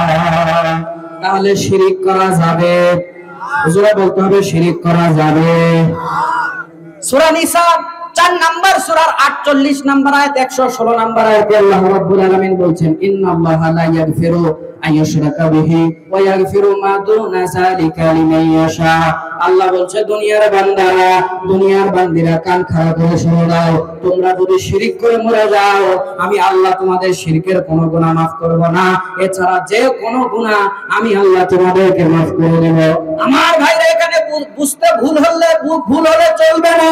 আপনি আমি যদি শিরক দুনিয়াতে করে আল্লাহর কাছে দুনিয়াতেই তওবা করি, শিরকের গুনাহ মাফ হবে, কিন্তু আপনি আমি যদি শিরক নিয়ে বিনা তওবায় মরে যাই, আপনার আমার কিন্তু আর বাঁচার উপায় থাকবে না। কথা বলেন ঠিক কিনা? এখন এই শিরক কিন্তু কথায় হয়, কাজে হয়, চালচলনে হয়, দোয়াতে হয়, ইবাদতে হয়, কথায় হয়, এমনকি ভালোবাসার মধ্যেও শিরক হয়। সামনে আসছে 14 ফেব্রুয়ারি, কথা আমার বোঝেন নাই? ভালোবেসে মানুষ মুশরিক হয়, আপনি জানেন? শুনেছেন কোনদিন? এতদিন শুনেছেন প্রেম করা হারাম, আমি ফতোয়া দিয়ে গেলাম, বর্তমান সময়ে যারা প্রেম করে এরা মুশরিক হয়, বেঈমান হয়। কিছু হুজুর আছে প্রেম ভালোবাসাকে খুব প্রমোট করে, ওইরকম হুজুর আমি না, ওইরকম ওয়াজ আমার কাছে চাইলে কিন্তু হবে না। আমি ওইরকম হুজুর না যে বলবো কাউরে যদি পছন্দ হয় আগে একজনকে পাঠাইবা, পাঠায় তলকুল দেখে তারপর আরেকজন তুমি যাবা, না হলে পিটুন খাওয়া লাগবে। এরকম হুজুরও বাংলাদেশে আছে না নাই? চিনেন তো? আমার ভাইরা, ওইরকম হুজুর আমি না। আমি ফতোয়া দিয়ে গেলাম, যারা প্রেম করে বর্তমান সময়ে, এই যারা প্রেমিক প্রেমিকা আছো, কান খাড়া করে শোনো, মহিলা প্যান্ডেলে যেসব মহিলা বসে আছো প্রেম করে বেড়াও, যেসব যুবক ছেলেরা আছো কান খাড়া করে শোনো, খালি তো সারাদিন প্রেমের ওয়াজ শেয়ার করে ঘুরে বেড়াও। আমি বলছি, বাংলাদেশের অধিকাংশ যুবক আর যুবতী প্রেম করতে গিয়ে মুশরিক হয়। বলবেন হুজুর দলিল? আমি দলিল ছাড়া একটা কথাও বলবো না। কোরআনুল কারীম সূরাতুল বাকারা 2 নাম্বার সূরা 2 নাম্বার পারার 165 নাম্বার আয়াতে আল্লাহ রাব্বুল আলামিন বলছেন, ওমিনান নাসি মাইয়াত্তাখিযু মিন দুনিল্লাহি আনদাদা ইউহিব্বুনাহুম কাহুব্বিল্লাহ। দুনিয়ার মধ্যে এমন কতক মানুষ আছে যেরকম ভালোবাসা আল্লাহকে দেওয়ার কথা, দুনিয়ার কতক মানুষকে তেমন ভালোবাসা দেয়। জোরে বলেন, এইরকম কিছু মানুষ সমাজে আছে না নাই? অথচ আল্লাহ বলছে, ওয়াল্লাযীনা আমানু আশাদ্দু হুব্বান লিল্লাহ, একমাত্র ঈমানদার যারা হয় তাদের অন্তরে ভালোবাসা থাকে কার? আল্লাহ। কিন্তু বর্তমান সময়ে দেখবেন এই প্রেম করতে গিয়ে মুশরিক কিভাবে হয়, দেখবেন ওরা প্রেম করতে গিয়ে একজন আরেকজনের পাম দেয়। আমি আউল ফাউল কথা বলা মানুষ নয় ভাই, আমার বয়স কম হতে পারে, বয়স আমার বেশি না, 20-22 বছরের মানুষ, আমার বয়স কিন্তু বেশি না। আপনি আবার মনে করেন না যে খুব মুরব্বী, খুব জ্ঞানী মানুষ, আমি কিন্তু অত জ্ঞানীও না, অত বয়সও না, বয়স মাত্র আমার 20-22 বছর। এর আমার ভাইরা, এই অল্প বয়সে আমি আপনাকে যে কথাগুলো বলছি একটু মূল্যায়ন করার চেষ্টা করবেন। আমি ছোট হতে পারি, কারণ কোরআন আর হাদিস ছোট নয়। আমি বয়স কম হতে পারে, কোরআন এবং হাদিসের ওজন কম নয়। আপনি আমার দিকে না তাকিয়ে কথাগুলোর দিকে তাকান। তো আমি বললাম আল্লাহ বলছে কতক মানুষ আল্লাহকে যেমন ভালোবাসা উচিত তেমন দুনিয়ার কতক মানুষকে ভালোবাসে। দেখবেন এরা প্রেম করতে গিয়ে একজন আরেকজনকে বলে তুমি দেখতে চাঁদের মতো সুন্দর, তুমি দেখতে গোলাপের মতো সুন্দর, তোমাকে দেখলে আমার দুই বেলা ভাতই খাওয়া লাগে না, তোমাকে দেখলে আমার পেট ভরে যায়। বলতে বলতে এক পর্যায়ে গিয়ে বলছে তোমার জন্য আমি জীবনও দিয়ে দেব। না আপনারা কিছুই বললেন না। বলে না জীবন দিয়ে দিব, বলে না। আরে না বললে ওই কাজই হবে না, ওকে তো বিশ্বাস করাতে হবে, পান পুশিং মারতে হবে। এই কথা যদি না বলেন ওই কাজই হবে না। এখন শোনেন, এই যে বললেন তোমার জন্য জীবন দিয়ে দিও, ঈমান কি আপনার আছে? জীবন একমাত্র কাকে দিতে হয়? শিরকের সংজ্ঞা জানেন? একমাত্র যে জিনিসটা আল্লাহর প্রাপ্য, একমাত্র যে ইবাদতটা আল্লাহর প্রাপ্য, একমাত্র যে মানে কল্যাণটা আল্লাহর প্রাপ্য, এগুলো আল্লাহ ছাড়া দুনিয়ার কোনো মানুষকে, আল্লাহকেও দিচ্ছেন দুনিয়ার কোনো মানুষকেও দিচ্ছেন, অথবা দুনিয়ার কোনো মানুষকে দিচ্ছেন আল্লাহকে দিচ্ছেন না। ঈমান আছে না গেছে? আপনি যে বললেন তোমার জন্য জীবন দিব, আল্লাহ কোরআনে কি বলছেন? কোরআনুল কারীম সূরাতুল আনআম আয়াত নাম্বার 162 আল্লাহ রাব্বুল আলামিন বলছেন কুল, হে নবী বলে দেন, ইন্না সলাতি আপনার সালাত, ওয়া নুসুকি আপনার কুরবানি, ওয়া মাহইয়ায়া ওয়া মামাতি আপনার জীবন আপনার মৃত্যু, লিল্লাহি রাব্বিল আলামিন একমাত্র কার জন্য? জীবন যদি দিতে হয় কার জন্য দিতে হবে? একটু আগে আপনার ছেলে বলল ওর বয়ফ্রেন্ডের জন্য জীবন দিয়ে দিবে, প্রেমিকের জন্য জীবন দিয়ে দিবে, প্রেমিকাও কয় তোমার জন্য লাগে জীবন দিয়ে দিব। এখন বলেন জীবন দিতে হবে একমাত্র কার জন্য? যেটা একমাত্র আল্লাহকে দিতে হয়, দুনিয়ার কোনো মানুষকে দিলে ঈমান আছে না গেছে? তো বলেন মুশরিক হলো না? শিরকে আকবার। জীবন দুনিয়ার কোনো মানুষের জন্য দিতে চাওয়া জায়েজ নয়। আপনি একমাত্র আল্লাহর রাস্তায়, আল্লাহর জন্য, রাসূলের দ্বীনের জন্য জীবন দিতে পারেন। দুনিয়ার কোনো মানুষের জন্য জীবন দেওয়া, দুনিয়ার কোনো নেতার জন্য জীবন দেওয়া জায়েজ না। যদি বলেন দিবেন কি হবে? শিরক হবে। তাহলে দেখেন একটা গুনাহ কত দূর পর্যন্ত নিয়ে যাচ্ছে। আর বাংলাদেশের তথাকথিত কিছু হুজুর আছে, তথাকথিত নামধারী কিছু স্কলার আছে, প্রেম ছাড়া ওদের কোনো ওয়াজই নাই। ওরা যেভাবে প্রেম বলছে, আমার মনে হয় কয়েকদিন পর ছেলেপেলেরা প্রেমকে হালাল মনে করে নিবে। আল্লাহ এই গজবদের থেকে আল্লাহ জাতিকে হেফাজত করুক, বলেন আমিন। যুবকদেরকে হেফাজত করুক, বলেন আমিন। যুবতীদেরকে হেফাজত করুক, বলেন আমিন। আমার ভাইরা, সময় তো খুবই কম, আমাকে কথা গোটায় নিতে হবে। তাহলে আল্লাহর সঙ্গে কোনো শিরক করা যাবে? দুনিয়ার কোন মানুষকে যদি ভালোবাসেন একমাত্র কার জন্য বাসবেন? মিশকাতুল মাসাহাবি কয়টা বলতে কয়টা বলি বলেন তো? আমার আবার ঝুরিতে দলিলের অভাব নাই, আলহামদুলিল্লাহ। প্রশংসা কার? আল্লাহর দয়াতে আমার কোনো কৃতিত্ব নাই। নেন একটা হাদিস মনে হয়েছে বলে দেই। মিশকাতুল মাসাহাবি প্রথম খণ্ডের 29 নাম্বার হাদিস। আল্লাহর নবী সাল্লাল্লাহু আলাইহি ওয়াসাল্লাম বলেছেন, মান আহাব্বা লিল্লাহ ওয়া আবগাদা লিল্লাহ ওয়া আতা লিল্লাহ ওয়া মানা লিল্লাহ ফাকাদ ইসতিকমালাল ঈমান। আল্লাহর নবী বলছেন, যে একমাত্র আল্লাহর জন্যই কাউকে ভালোবাসে, যে একমাত্র আল্লাহর জন্যই কারো সঙ্গে শত্রুতা পোষণ করে, যে মাত্র একমাত্র আল্লাহর জন্যই দান সাদাকা করে, যে একমাত্র আল্লাহর জন্যই দেওয়া বন্ধ করে দেয়, ফাকাদ ইসতিকমালাল ঈমান, সে তার ঈমানকে পূর্ণ করেছে। আওয়াজ করে বলতে হবে সুবহানাল্লাহ। আমার ভাইরা, আমি শিরক নিয়ে আর বলতে পারবো না, আমাকে কথা গোটায় নিতে হবে। শুধু সংক্ষেপে একটু বললাম। শিরক নিয়ে বলতে গেলে অনেক কথা। শিরকের অনেক প্রকার আছে। শিরকে আসগার আছে, শিরকে আকবার আছে, ছোট শিরক আছে, বড় শিরক আছে, অনেক প্রকার প্রকরণ আছে। আপনারা একটু পড়ে নেবেন, একদিনে সব বলে শেষ করা যায় না। তাহলে প্রথম পয়েন্টটা একটু শেষ করে নেই। আমি যদি আল্লাহ রাব্বুল আলামিনের সঙ্গে ইবাদত করি, সেই ইবাদতে কোনো শিরক করা যাবে? এটা কে চায় আপনার আমার কাছে? আল্লাহ চায়। স্বয়ং ইব্রাহিম আলাইহিস সালামের সঙ্গে তার বাবা, সহিহ বুখারী কিতাবুল আম্বিয়ার হাদিস, তার বাবাও, ইব্রাহিম আলাইহিস সালামের বাবা আজর, তিনি জান্নাতে যাবেন না জাহান্নামে? কি করার কারণে জানেন? খালি শিরক করার কারণে।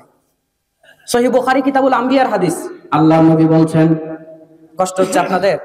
কষ্ট হচ্ছে আপনাদের? লিল্লাহি তাকবীর, লিল্লাহি তাকবীর। মাশাআল্লাহ, যে পাওয়ার আছে এখনো 1.5-2 ঘন্টায় ছাড়বে না। বাকি আমি মোটামুটি আধা ঘন্টা বললে কষ্ট হবে? বললে কষ্ট হবে? নাকি বিড়ি খাওয়ার ইচ্ছা হয়েছে? বিড়ি খান আপনারা? বিড়ি খান? হালাল না হারাম? হারাম তো বলছেন, বিড়ি খাওয়া হারাম আপনিও বলছেন। হারামই যদি হয় বাংলাদেশে এত বিড়ির ফ্যাক্টরি কেন? আজিজ বিড়ি, আকিস বিড়ি, মধু বিড়ি, মুক্তি বিড়ি, মোহিনী বিড়ি, নাসির বিড়ি, দুলাল বিড়ি, কবির বিড়ি, সুরুজ বিড়ি, চাষি বিড়ি, গ্রামীণ বিড়ি, দোয়ানি বিড়ি, শরীফ বিড়ি, টাইগার বিড়ি, রশিদা বিড়ি, গোপাল বিড়ি, জয়কন আছে না নাই? করছেন হারাম। এত কোম্পানি আসলো কোত্থেকে? আমার ভাইরা, আপনি বলবেন হুজুর এত বিড়ির নাম, কোরআন হাদিস নয় জানেন বুঝলাম, এত বিড়ির নাম কোত্থেকে? আসলে ভাই, এক এলাকাতে যেই বিড়ি চলে আরেক এলাকা তো এটার নামই জানে না। আপনার এদিকে কি চলে? নাসির চলে, মাশাআল্লাহ, বলছি মনে হয় লাইনে না। অনেক এলাকাতে এই বিড়ির নামই বোঝে না। গোপাল চলে, নানান কিছু চলে। যাই হোক, আমি তো দেশ ঘোরা মানুষ, দেশ বিদেশ ঘোরা মানুষ। আমার তো বয়স কম। আমার বয়স যখন 16 বছর, তখন থেকে আল্লাহ আমাকে ওয়াজের মাঠে রেখেছে। এই বয়সেও ধরতে গেলে প্রায় 5-6 বছর আমার ওয়াজের বয়স। বুঝতে পেরেছেন? এলেম কালাম কিছু নাই ভাই, বারবার বলছি আমি, বিশাল কিছু না। উপরে বসছি দেখে বিশাল কিছু হয়ে গেছি না। টাকার নিচে কিন্তু থাকে 1000, উপরে থাকে কয় টাকা? 2 টাকা। তাই বলে কি 1000 থেকে 2 বড় হয়ে গেছে? আমি জানি আশেপাশে জ্ঞানের দিক থেকে, এলেমের দিক থেকে অনেক 1000 টাকার নোট আছে। যতই আমি উপরে বসি, আমি কিন্তু 2 টাকা, মনে রাখেন এটা। সেই বুঝে আর শোনেন তো। বলছিলাম, এত বিড়ি যদি হারাম হয় চলে কেন? শুধু চলে। আমার ভাইরা, কিছুদিন আগে আমি উমরাতে গেছিলাম। উমরাতে যাওয়ার পর সিরাজগড়ের একজন উমরাকারী, মোটামুটি বয়স আছে, যাওয়ার পর কিছুক্ষণ পর আমরা সবাই ফ্রেশ হচ্ছি, গিয়ে একটু খাওয়া দাওয়া করে উমরা সারতে যাব। যারা গেছেন উমরাতে আপনারা জানেন আমাদের ইহরাম বাঁধা থাকে, মিকাত আমাদের বিমানেই হয়ে যায়। তো এই জন্য গিয়ে একটা উমরা করাই আর কি। তো এই জন্য আমরা গিয়ে একটু ফ্রেশ হয়ে খাওয়া দাওয়া করছি, উমরা করতে যাব। খাওয়া দাওয়া শেষ হওয়ার পর সিগারেটের গন্ধ। সৌদি আরবের সিগারেটের গন্ধ, তাও আবার এখানে তো আমরাই, যেই ফ্লোরে আমরা ছিলাম 40-45 জন গেছিলাম, সবাই আমরাই। তো বিড়ির গন্ধ কোত্থেকে আসে? একটু খুঁজে দেখি, মোটামুটি ওই যে বয়স্ক একটা মানুষ বিড়ি ধরিয়েছে। আমি তো অবাক। আমি বললাম, কাকা মাত্র আসলাম, হোটেলে উঠলাম, বাইরেও যান নাই, আমিও যাই নাই, কেউ যায় নাই, বিড়ি পেলেন কোন জায়গাতে? বলছে, আমি জানি সৌদি আরবে গিয়ে সহজে বিড়ি সিগারেট পাওয়া যায় না, আমি বাংলাদেশ থেকে নিয়ে এসেছি। কত বড় খাটাস, চিন্তা করে দেখেন। আছে না নাই? এরা কি কাণ্ড ঘটায় জানেন? রমজান মাস যখন আসে, যখন রমজান মাস আসে, সাহারি মাঝে মধ্যে খেতে দেরি হয়ে যায় না, 5 মিনিট আর বাকি আছে, মুয়াজ্জিন আজান দিয়ে দিবে। কাঁচা ভাত খাওয়ার পর ঘড়ির দিকে তাকায় দেখে, হাই হাই 5 মিনিট পর আজান দিয়ে দিবে। তাড়াতাড়ি তাড়াতাড়ি। কেন তাড়াতাড়ি? ওই যে বলছে আর সময় নাই, একটা বিড়ি ধরাইছে, 3 টানি 1 বিড়ি শেষ। কথা বলেন ঠিক কিনা? সারাদিন খেতে পারবে না তো। ইফতারের সময়ও তাই, অনেকে বিড়ি দিয়ে ইফতার করে। কথা বলেন আছে না নাই? হালাল না হারাম? ওসা করে বলতে হবে, হালাল না হারাম? আমার ভাইরা, সেই জন্য বলছি একটু মাঝে মধ্যে কথা বলেন, না হলে মনে করবো যে বিড়ির নেশা ধরছে। আল্লাহ হেদায়েত দান করুক, বলেন আমিন। আমার ভাইরা, যে কথা বলছিলাম, তাহলে ইব্রাহিম আলাইহিস সালামের বাবা শিরক করার কারণে কোথায় যাবে বললাম? জাহান্নামে যাবে। এটা বলে শেষ করে দিচ্ছি এই পয়েন্টটা। আল্লাহ রাব্বুল আলামিন হাশরের ময়দানে ইব্রাহিম আলাইহিস সালাম যখন দেখতে পারবেন তার বাবাকে আল্লাহ রাব্বুল আলামিন টেনে হিচড়ে জাহান্নামের মধ্যে নিয়ে যাচ্ছেন, আল্লাহ রাব্বুল আলামিন ইব্রাহিম আলাইহিস সালাম তার বাবার দিকে লক্ষ্য করে দেখবে তার বাবাকে হিচড়ে টেনে জাহান্নামে নিয়ে যাওয়া হয়। আল্লাহকে ডাক দিয়ে বলবে, আল্লাহ আপনি বলেছেন আল্লাহ ইব্রাহিমকে আল্লাহ আপনি অপমান করবেন না। আল্লাহ গো, আমার আব্বা জাহান্নামে যায়, এর চেয়ে বড় লজ্জাকর অপমানের আর কি হতে পারে গো আল্লাহ। আল্লাহ আপনি আমার আব্বাকে জাহান্নামের মধ্যে দেন না, আমার আব্বাকে আল্লাহ আপনি জাহান্নাম থেকে রেহাই দিয়ে দেন, মুক্ত দিয়ে দেন। আল্লাহ রাব্বুল আলামিনকে যখন এই কথা ইব্রাহিম আলাইহিস সালাম বলবে, ইব্রাহিম আলাইহিস সালামের কথা শোনার পর আল্লাহ রাব্বুল আলামিন বলবে, ইব্রাহিম হ্যাঁ আমি তোমাকে কথা দিয়েছিলাম, তোমাকে আমি হাশরের ময়দানে অপমান করব না। ইব্রাহিম আলাইহিস সালাম তখন আল্লাহকে বলবে, আল্লাহ আমার আব্বা জাহান্নামে যায়, আল্লাহ এর চেয়ে অপমানের আর কি হতে পারে? আল্লাহ রাব্বুল আলামিন বলবে, ঠিক আছে। এই কথা আল্লাহ রাব্বুল আলামিনের সামনে বলার সঙ্গে সঙ্গে আল্লাহ রাব্বুল আলামিন ইব্রাহিম আলাইহিস সালামকে বলবে, ইব্রাহিম একটু পিছনে তাকায় দেখো তো কি দেখা যায়। ইব্রাহিম আলাইহিস সালাম তাকিয়ে দেখবে যেই জায়গাতে তার বাবা ছিল ওই জায়গাতে একটা নোংরা নিকৃষ্ট প্রাণীতে পরিণত হয়ে গিয়েছে। জোরে কান নাউযুবিল্লাহ। আল্লাহ তখন বলবে, ইব্রাহিম এইটাকে এবার আমি জাহান্নামের মধ্যে দিব, তোমার কিছু কি বলার আছে? তখন ইব্রাহিম আলাইহিস সালামের বাবা নাই, আল্লাহ একটা নোংরা পশু বানিয়ে দিয়েছে। ইব্রাহিম আলাইহিস সালাম সেই দিন আর আল্লাহকে আর কিছু বলতে পারবেন না। অবশেষে ওই নোংরা প্রাণীটা আল্লাহ রাব্বুল আলামিন শিরককারী হওয়ার কারণে জাহান্নামের মধ্যে ফেলে দিবে। জোরে কান নাউযুবিল্লাহ। আমরা শিরক করতে চাই, একমাত্র চাইবো কার কাছে? একমাত্র দোয়া করব কার কাছে? একমাত্র মান্নত করব কার ওয়াস্তে? দুনিয়ার কোন মানুষের কাছে মাথা নত নয়, দুনিয়ার কোন বর্গের কাছে মাজারের কাছে গিয়ে চাওয়া যাবে না, দুনিয়ার কোন ব্যক্তিকে সিজদা করা যাবে না। লাজিমি সিজদা বলতে ইসলামে কিচ্ছু নাই, এগুলো একটাও করা যাবে না, সব শিরক। এগুলো করলে যেতে হবে কোথায়? জাহান্নামে। আপনি আমি কি শিরক করতে চাই? এদের কাছে গিয়ে সন্তান চাইবেন? গিয়ে বলে একটা সন্তান দে রে বাবা, একটা সন্তান দে, কামাই খাওয়ার আশা নাই রে, মাটি দিবে কে? জোরে বলেন আছে না নাই? বাবার দরবারে গিয়ে বলছে একটা সন্তান দে বাবা, কামাই খাওয়ার আশা নাই, মানে মাটি দেওয়ার মতো যে কেউই নাই, মাটি মরলে মাটি দিবে কে? এজন্য বাবার কাছে গিয়ে চাচ্ছে। কেন আল্লাহর কাছে বলতে পারেন না? কি বলেন, আল্লাহর কাছে বলতে পারেন না? মানুষকে গিয়ে সিজদা করেন। আপনি নিজেও একটা মানুষ, আপনার তো নিজের একটা ব্যক্তিত্বের প্রশ্ন আসে, আমি একটা মানুষ হয়ে মানুষকে কেমনে সিজদা দিই? আপনার ব্যক্তিত্বও নাই, মনুষ্যত্বও নাই, ঈমানও নাই, শিরিক করার কারণে ঈমানও নাই, আমলও নাই। এদেরকে নিয়ে আল্লাহর নবী খুব ভয় করতেন ভাই। একদল মাথা চারা দিয়ে কিন্তু উঠে বসে আছে, বিভিন্ন শিরক মানুষকে শেখায়, হুজুর হয়ে, আলেম হয়ে, আছে না নাই? ইবনু মাজাহ 3951-52 নম্বর হাদিস খুলবেন, রাসূলুল্লাহ সাল্লাল্লাহু 3942 নম্বর হাদিস, ইবনু মাজাহ। রাসূলুল্লাহ সাল্লাল্লাহু আলাইহি ওয়াসাল্লাম বলেছেন, ওয়া ইন্না মিম্মা তাখাওয়াফু আলা উম্মতি আইম্মাতান মুদিল্লিন ওয়া সাতা'বুদু কবাইলু মিন উম্মতি লাওসান ওয়া সাতালহাকু কবাইলু মিন উম্মতি বিল মুশরিকিন। আল্লাহ নবী বলছেন, আমি ওই সমস্ত মানুষকে নিয়ে বড় ভয় করি আমার উম্মতের মধ্যে যারা হুজুর শ্রেণীর হবে। কেন? এই যত শিরক আর বেদাত প্রচার হয় সব হুজুরদেরকে দিয়ে, অন্য মানুষকে দিয়ে এত বেশি শিরক বিদআত প্রচার হয় না, কামিয়াবিও হয় না, হুজুর না বলা পর্যন্ত। কথা বলেন ঠিক কিনা? হুজুর যখন একটা কথা বলে লোকজন বলে না ব্যাপার সেবার কিছু আছে, আর একটা যদি হুজুর ছাড়া একটা মানুষ যদি ভালো আমলের কথাও বলে, মানুষ মানতে চায় না, বলে বেটা তোর মুখে দাড়ি নাই, কিছু নাই, তোর কথা আমি মানবো না। আর হুজুরের মুখে দাড়ি আছে, 22 হাত পাগড়ি আছে, কাপড় চোপড় আছে, কিছু একটা বললেও বিশ্বাস করে নেই। কথা বলেন ঠিক কিনা? হুজুর বলেছে আব্দুল কাদের জিলানী মায়ের পেট থেকে 18 পারা কোরআন বের করে মুখস্থ করে বের হয়েছে, মানুষ বলে সুবহানাল্লাহ। এইরকম পাবলিক আছে না নাই? আরে বেটা কোরআনের বিরুদ্ধে কথা বললো উনি।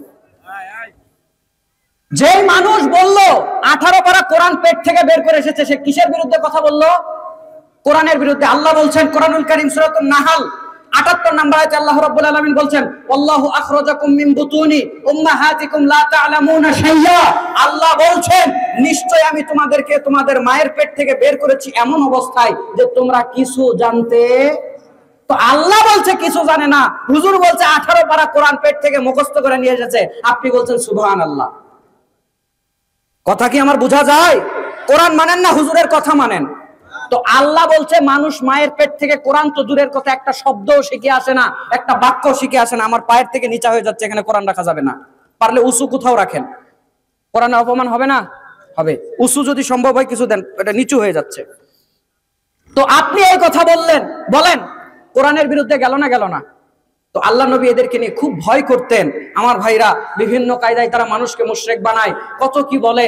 সেদিন আমি নরসিংদী যাওয়ার সময়, কষ্ট হচ্ছে আপনাদের না? কষ্ট হচ্ছে মনে হয় ভাই। সাবধান না করলে কে আপনাদেরকে সাবধান করবে? কি ওয়াজ শুনতে এসেছেন?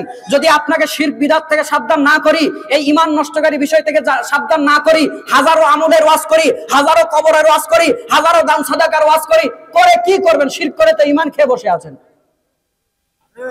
সবার আগে ঈমান সংস্কার করতে হবে, কারণ ঈমান ছাড়া হাসরের ময়দানে কিচ্ছু টিকবে না। আর অনেক গুনাহ আছে, আপনার ঈমান আছে, তারপরেও দেখেন ওই ব্যক্তির ওই ওজনের পাল্লায় ভারী হয়ে গেছে। ঠিক নয় কি?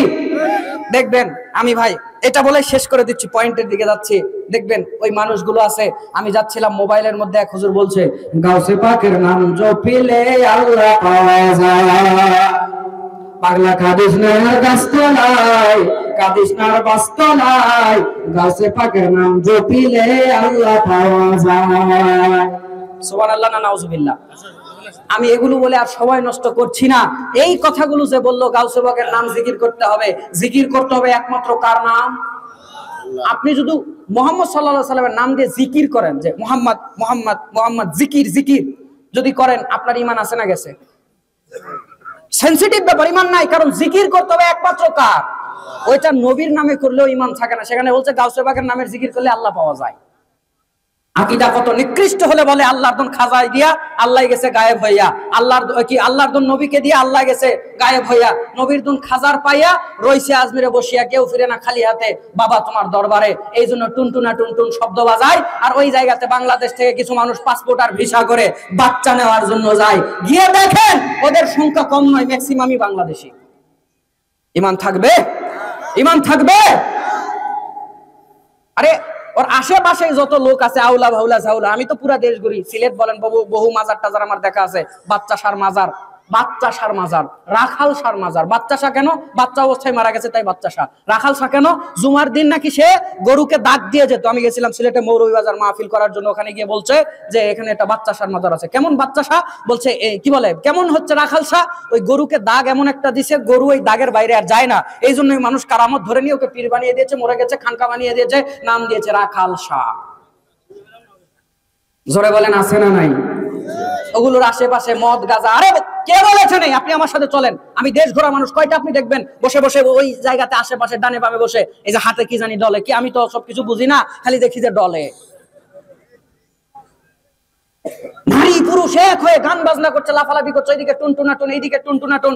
আবার আমি নরসিংদীতে একটা জায়গাতে গিয়ে দেখলাম, যেহেতু কথাগুলো মিডিয়াতে যাবে আমি নাম উল্লেখ করছি না, আপনার যদি ঠিকানা লাগে আপনি আমার সঙ্গে যাবেন, আপনাকে দেখাবো। একটা পাথর রাখছে, পাথর, ওই পাথরের মাঝখানে একটু গভীর করে রাখছে, ওই জায়গাতে পানি দিচ্ছে। লোকজনেরা এসে, বিশেষ করে মহিলারা কান খাড়া করে শোনেন। জাদুকরের কাছে যান, মাজারের কাছে যান, বাজারের কাছে যান, ওই উঁচা উঁচা কবর দেখলে ওই জায়গাতে সিন্নি মানত করেন, বিরিয়ানি মানত করেন, পোলাও মানত করেন। ইসলাম পেয়েছেন কই? কোথা থেকে এগুলা? কে আপনাকে শিক্ষা দিয়েছে? ঈমান হারিয়ে চলে আসবেন। ওখানে গিয়ে আমি দেখছি ম্যাক্সিমাম মেয়ে মানুষ ওই পানিতে হাত দিচ্ছে, নিয়ে মুছে মুখে দিচ্ছে, এরকম করে শরীরে মাখছে। আমি বলছি কেন দেওয়া হচ্ছে? ওখানে তো বেশি কিছু করলে পিঠের চামড়া থাকবে। কি বলেন? আমি যদি ওখানে এরকম ওয়াজ দেই, পিঠের চামড়া আছে না?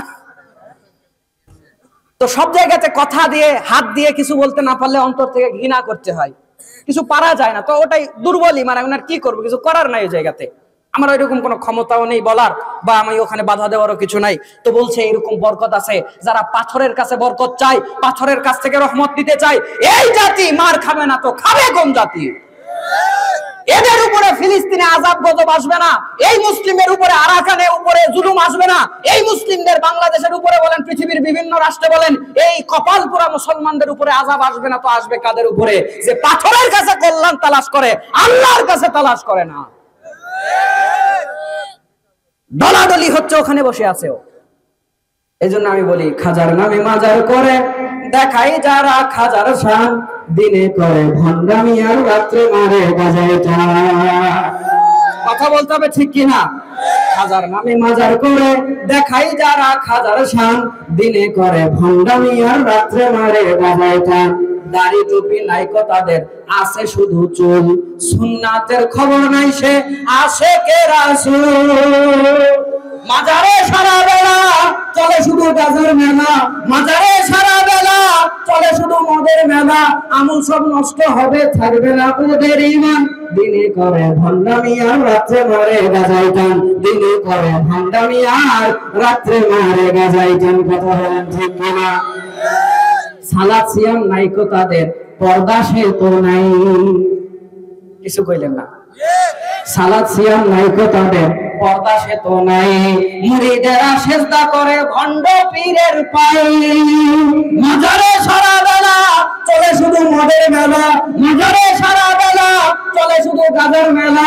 আমল সব নষ্ট হবে, থাকবে না ওদের ঈমান, দিনে করে ভণ্ডামি আর রাত্রে মারে গাজায় টান, দিনে করে ভণ্ডামি আর রাত্রে মারে গাজায় টান।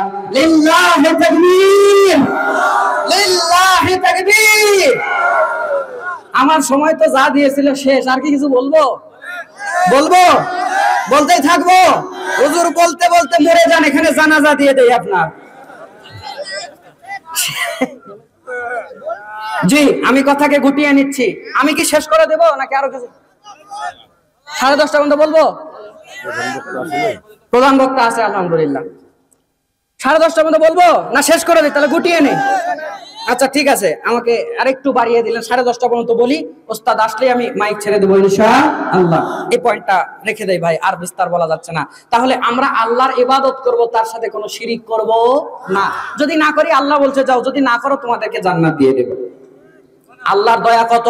মিশকাতুল মাসাহাবি 3 নাম্বার খণ্ড 10 নাম্বার পর্ব 2326 নাম্বার হাদিস। হাদিসের রাবী হচ্ছে আবু যর রাদিয়াল্লাহু তাআলা আনহু। তিনি বলছেন, আল্লাহর নবী বলেছেন, ইয়া ইবাদি ইন্নাকুম তুখতিউনা বিল-লাইলি ওয়ান-নাহার ওয়া আনা আগফিরুয যুনুবা জামিআ ফাস্তাগফিরুনি আগফির লাকুম। ও বান্দারা, তোমরা দুনিয়াতে রাত দিন পাপ করতে থাকো, রাত দিন অন্যায় করতে থাকো। ওয়া আনা আগফিরুয যুনুবা জামিআ, আর আমি তো তোমাদের সেই আল্লাহ যে তোমাদের দিনে রাতে করা গুনাহগুলোকে মাফ করে দেই।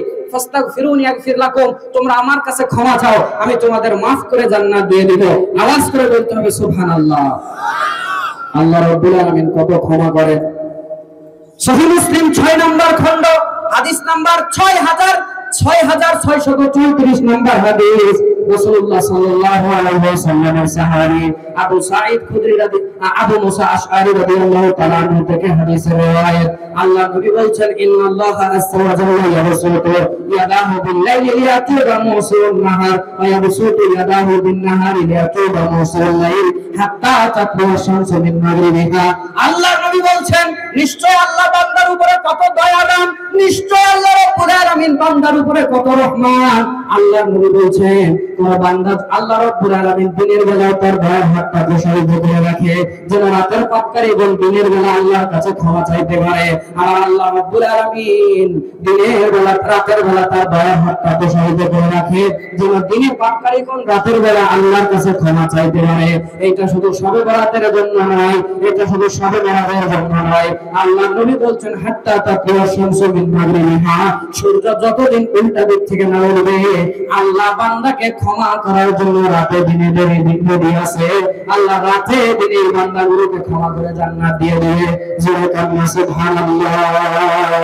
আমার ভাইরা, আমার বন্ধুগণ, আমার 5 নাম্বার খণ্ড সৃষ্টির সূচনা অধ্যায় হাদিস নাম্বার 2967। আল্লাহর নবী বলেন, লাম্মা কাদাল্লাহুল খালকা কাতাবা ফি কিতাবি ফাহুয়া ইনদাহু ফাওকাল আরশি ইন্না রাহমাতি গালাবাত গাদাবি। আল্লাহ রাব্বুল আলামিন যখন সৃষ্টিকার সমাধা করলেন, সৃষ্টিকার সমাধা করার পর আল্লাহ একটা কিতাবের মধ্যে লিখলেন, ইন্না রাহমাতি গালাবাত গাদাবি, নিশ্চয় আল্লাহর দয়া, আল্লাহর রহমত তার রাগের উপরে জয়লাভ করেছে। সুবহানাল্লাহ। আল্লাহ বলছে, বান্দা তুই আমার সঙ্গে তুই আমাকে ইবাদত দে, আমার ইবাদত কর, ইবাদতে আর শিরক করিস না। এমন কথা যদি বান্দা তুই আমাকে দিতে পারিস, এই যে দেখ তোকে কত ক্ষমা করে আমি আল্লাহ জান্নাতে দিয়ে দিব। নেন, আরো হাদিসের অভাব পড়ে নাই। হাদিসটা আপনি পেয়ে যাবেন তিরমিজি 3541 নাম্বার হাদিস। আল্লাহ নবী বলছেন, খালাকাল্লাহু মিয়াতা রাহমা, আল্লাহ রাব্বুল আলামিন 100টা দয়া আর রহমত সৃষ্টি করেছেন।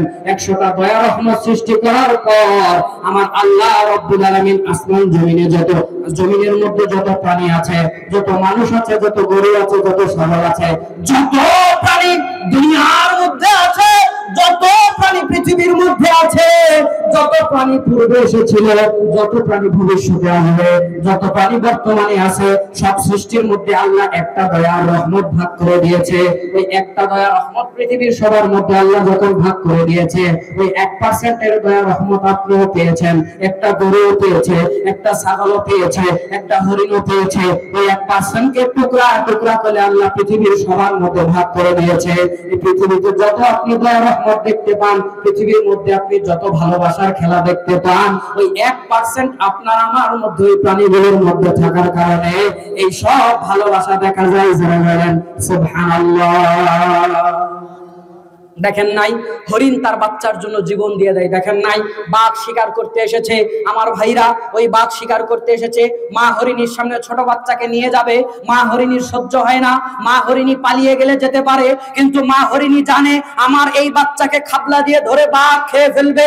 মা তখন করে কি, বাচ্চাকে পালিয়ে যাওয়ার সুযোগ করে দেয় আর নিজের জীবনটা বাঘের সামনে বিলিয়ে দেয়। আর বাচ্চার দিকে তাকিয়ে থাকে, তাকে যে বাঘ এই জায়গাতে কামড় দিয়ে ধরে নিয়েছে, তার ওই দিকে খেয়াল নাই, সে তাকিয়ে আছে যে আমার বাচ্চাটা যেতে পারলো কিনা। বাচ্চার ভালোবাসায় হরিণ তার জীবন দিয়ে দিল। কেন দিল? ওই 1% এর কিছু অংশ পেয়েছে। তাই আপনি পৃথিবীর মধ্যে অনেক সৃষ্টি দেখতে পারবেন, তার মধ্যে এক সৃষ্টির নাম হচ্ছে মাকড়সা। চিনেন? মাকড়সা নামে কোরআনে একটা সূরা আছে, বলেন তো সেই সূরার নাম কি? আনকাবুত। মাশাআল্লাহ, এই মাকড়সার নামে কোরআনে আল্লাহ একটা সূরা দিয়েছে। এখান থেকেও শিক্ষা আছে। কত মাকড়সা দেখবেন মরে ঠোসা হয়ে থাকে, ভিতরে কোনো মাংস নাই। দেখে থাকলে বলেন, আপনারা দেখেছেন? ঠোসা ঠোসা কি বলেন এদিকে, খোসা বা ঠোসা, ভিতরে কিচ্ছু নাই, ঠোসা ঠোসা পড়ে আছে। তখন আপনার আমার কি মনে প্রশ্ন হয়েছে, এ মরলো তো মরলো, ঠোসা হয়ে গেল কেন? পৃথিবীতে অনেক মাকড়সা আছে, ওর বাচ্চাকে জন্ম দেওয়ার পর বাচ্চা যখন জন্ম নেয় নিজের মায়ের বডি বাচ্চা খায়, বডি খেতে খেতে খোসা করে দেয়, ঠোসা করে দেয়। মা তার বাচ্চাকে বাঁচানোর জন্য জীবনটা উৎসর্গ করে দিল। এই মাকড়সা কেন জীবন দিল? 1% সেও কিছু অংশ পেয়েছে, তাই এই জন্য সে তার জীবনটাকে দিয়ে দিয়েছে। আপনি আমিও সন্তানকে ভালোবাসি, বউকে ভালোবাসি, মাকে ভালোবাসি, সন্তানকে কত আদর করি, যত্ন করি, গালে চুমু দেই, পিঠে চুমু দেই, পেটে চুমু দেই, পায়ে চুমু দেই, মাথায় চুমু দেই। হ্যাঁ, কথা বুঝতে পারলাম। আচ্ছা আচ্ছা, জি জি জি, পায়ে চুমু দেই, মাথায় চুমু দেই, যেই জায়গাতে দেওয়ার কথা না ওই জায়গাতেও দেই। কথা বলেন ঠিক কিনা? কেন দেন? ওই 1% কিছু পেয়েছেন তাই। তো আল্লাহ বলছেন আমি 100টা সৃষ্টি করে তোমরা যতটুকু দেখতে পাও 1% কিছু কিছু পেয়েছো, তাই আল্লাহ বলছে আমার কাছে 99% আছে, ক্ষমা করে ওগুলো দিয়ে জান্নাত দিয়ে দিব। জোরে কন্না সুবহানাল্লাহ। আল্লাহর দয়া বেশি না রাগ বেশি? আল্লাহর ক্ষমা বেশি না রাগ বেশি? আর দুইটা হাদিস বলে শেষ করে দেব। 1 নাম্বার হাদিস ইবনু মাজাহ 3 নাম্বার খণ্ড 31 নম্বর পর্ব 4248 নম্বর হাদিস। হাদিসের রাবী আবু হুরায়রা রাদিয়াল্লাহু তাআলা আনহু তিনি বলছেন, ও সাহাবীরা, আল্লাহ নবী বলছেন, ও সাহাবীরা, লাউ আখতাতুম, যদি তোমরা গুনাহ করতে, হাত্তা তাবলুগু খাতায়াকুমুস সামা, আর তোমাদের গুনাহগুলো যদি আসমান পর্যন্ত পৌঁছে যেত, সুম্মা তুবতুম, এরপরেও যদি তোমরা আল্লাহর কাছে ক্ষমা চাইতে, লা তাবা আলাইকুম, আল্লাহ তোমাদের এই এত পরিমাণ গুনাহগুলোকেও ক্ষমা করে দিত। জোরে কান্না সুবহানাল্লাহ। বক্তব্যের শেষ হাদিস, এই হাদিসটা আপনি পাবেন, এই হাদিসটা আপনি পাবেন তিরমিজি হাদিস নাম্বার 3540। হাদিসের রাবী আবু হুরায়রা রাদিয়াল্লাহু তাআলা আনহু তিনি বলছেন, আল্লাহর নবী সাল্লাল্লাহু আলাইহি ওয়াসাল্লাম বলেছেন, আল্লাহ নবী বলছেন যে ইবনু আদম, হে আদমের সন্তানেরা, তোমরা গুনাহ করে যতদিন আমার কাছে ক্ষমা চাওয়ার আশা করবে আমি আল্লাহ ক্ষমা করে দিব। ওয়ালা উবালি, আমি দেখব না তোমাদের কত গুনাহ হয়েছে। ইবনু আদম ইন্নাকা বালাগাত দুনুবুকা আনানাস সামা, হে আদমের সন্তানেরা, আদমের বেটারা, আদমের বেটিরা, তোমরা গুনাহ করতে করতে যদি তোমাদের গুনাহ আসমান পর্যন্ত পৌঁছে যায়, তোমাদের গুনাহ যদি আসমান পর্যন্ত পৌঁছে যায়, সুম্মা তুবতুম, এরপরেও যদি আমার কাছে ক্ষমা চাও তোমাদেরকে ক্ষমা করে দেব। ইবনু আদম ইন্নাকা লাউলা কিতানি বিকরবিল আরদি খতায়া সুম্মা লা কিতানি লা তুশরিকু বি শাইয়া লা আতাইতুকা বিকরবিহা মাগফিরা। আল্লাহ নবী বলছে, আদম সন্তান, তুমি যদি আমার সঙ্গে সাক্ষাৎ করো অনেক গুনাহ নিয়ে, আসমান আর জমিন যত বড় তোমার গুনাহ ততগুলো, আসমান আর জমিনের মধ্যে ফাঁকা জায়গা যত তোমার গুনাহ তত, তবে তুমি আমার সঙ্গে কোনো শিরক করো নাই। লা আতাইতুকা বিকরবিহা মাগফিরা, আমি আল্লাহ ওই পরিমাণ নেকি নিয়ে, ওই পরিমাণ ক্ষমা নিয়ে তোমার সামনে দাঁড়িয়ে যাব। চিল্লায়ে বলেন না সুবহানাল্লাহ। আলোচনাকে গুটিয়ে নিলাম। আমি যেই মেসেজটা দিতে চেয়েছিলাম, আল্লাহ বলছে বান্দা তুমি আমার ইবাদত করবে, কোনো শিরিক করবে না, তাহলে তোমাকে আমি ক্ষমা করে জান্নাত দিয়ে দিব। কথা কি আমি বুঝাতে পেরেছি আপনাদেরকে?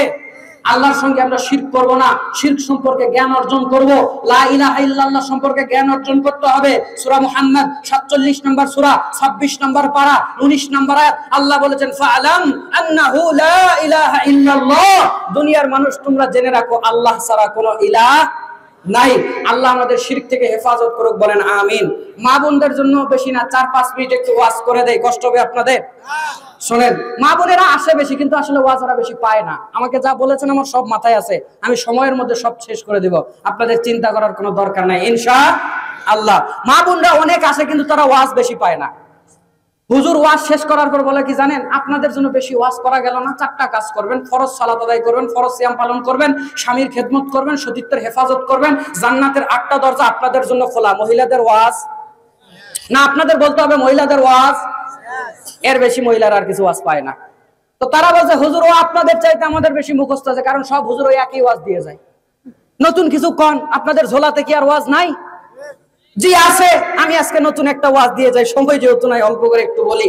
এই হাদিসটা আপনি পাবেন সহিহ বুখারী প্রথম খণ্ডের 298 নম্বর হাদিস খুলবেন। হাদিসটি বুখারীতে আমি 4 বার পেয়েছি, মুসনাদ আহমদে আছে, নাসাইয়ে আছে হাদিসটি, এছাড়াও অন্যান্য হাদিস গ্রন্থে বিভিন্ন ভাবে এসেছে রিওয়ায়াতটা। আল্লাহ নবী একদিন যাচ্ছিলেন ঈদের সালাত আদায় করতে, আমি যে ইবারতটা পড়ছি ঈদের সালাত আদায় করতে যাচ্ছিলেন, কতক মহিলাকে দেখতে পায়, বললেন মহিলারা তোমরা একটু সাদাকা করো। কেন? আমি দেখেছি আকসারু আহলিহান নার, তোমরা বেশি বেশি জাহান্নামের মধ্যে আছো। এক মহিলা বলল কেন? আল্লাহ নবী বলল তুকসিরনা লাআনা ওয়া তাকফুরনা লাশিন, তোমরা বেশি বেশি স্বামীর প্রতি অকৃতজ্ঞ আর বেশি বেশি তোমরা মানুষকে অভিশাপ দাও, এই কারণে তোমরা বেশি বেশি জাহান্নামে জ্বলবে। জোরে বলেন এইরকম স্বভাব এই ঘিয়া পুকুরের মহিলাদের মধ্যে আছে না নাই? স্বামীর প্রতি অকৃতজ্ঞ না, 30 বছর সংসার করার পর যদি বলেন, 15 বছর 10 বছর সংসার করার পর যদি বলেন, বউ যদি বলে 5000 টাকা দামের শাড়ি এনে দাও, আপনি যদি কোনো কারণে 4000 টাকা দামের এনে দেন, বলে তোমার মতো স্বামীর 20 বছর সংসার করে আমি কি পেলাম, একটা 5000 টাকার শাড়ি দিতে পারো না, এরকম কথা বলে না বলে না? কার কার বউ বলে একটু হাত তোলেন। একটু আগেই বললো বলে, এখন কেউ নাই।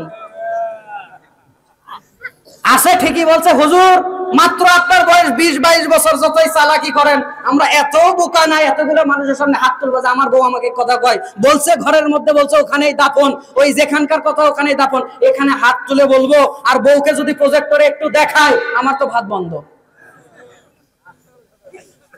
আমার ভাইরা কিন্তু বলে, খবরদার মা বোনের এই কথা বলবেন না, খবরদার স্বামীর প্রতি কৃতজ্ঞ হবেন, যদি অকৃতজ্ঞ হন বেশি বেশি জাহান্নামে যাবেন।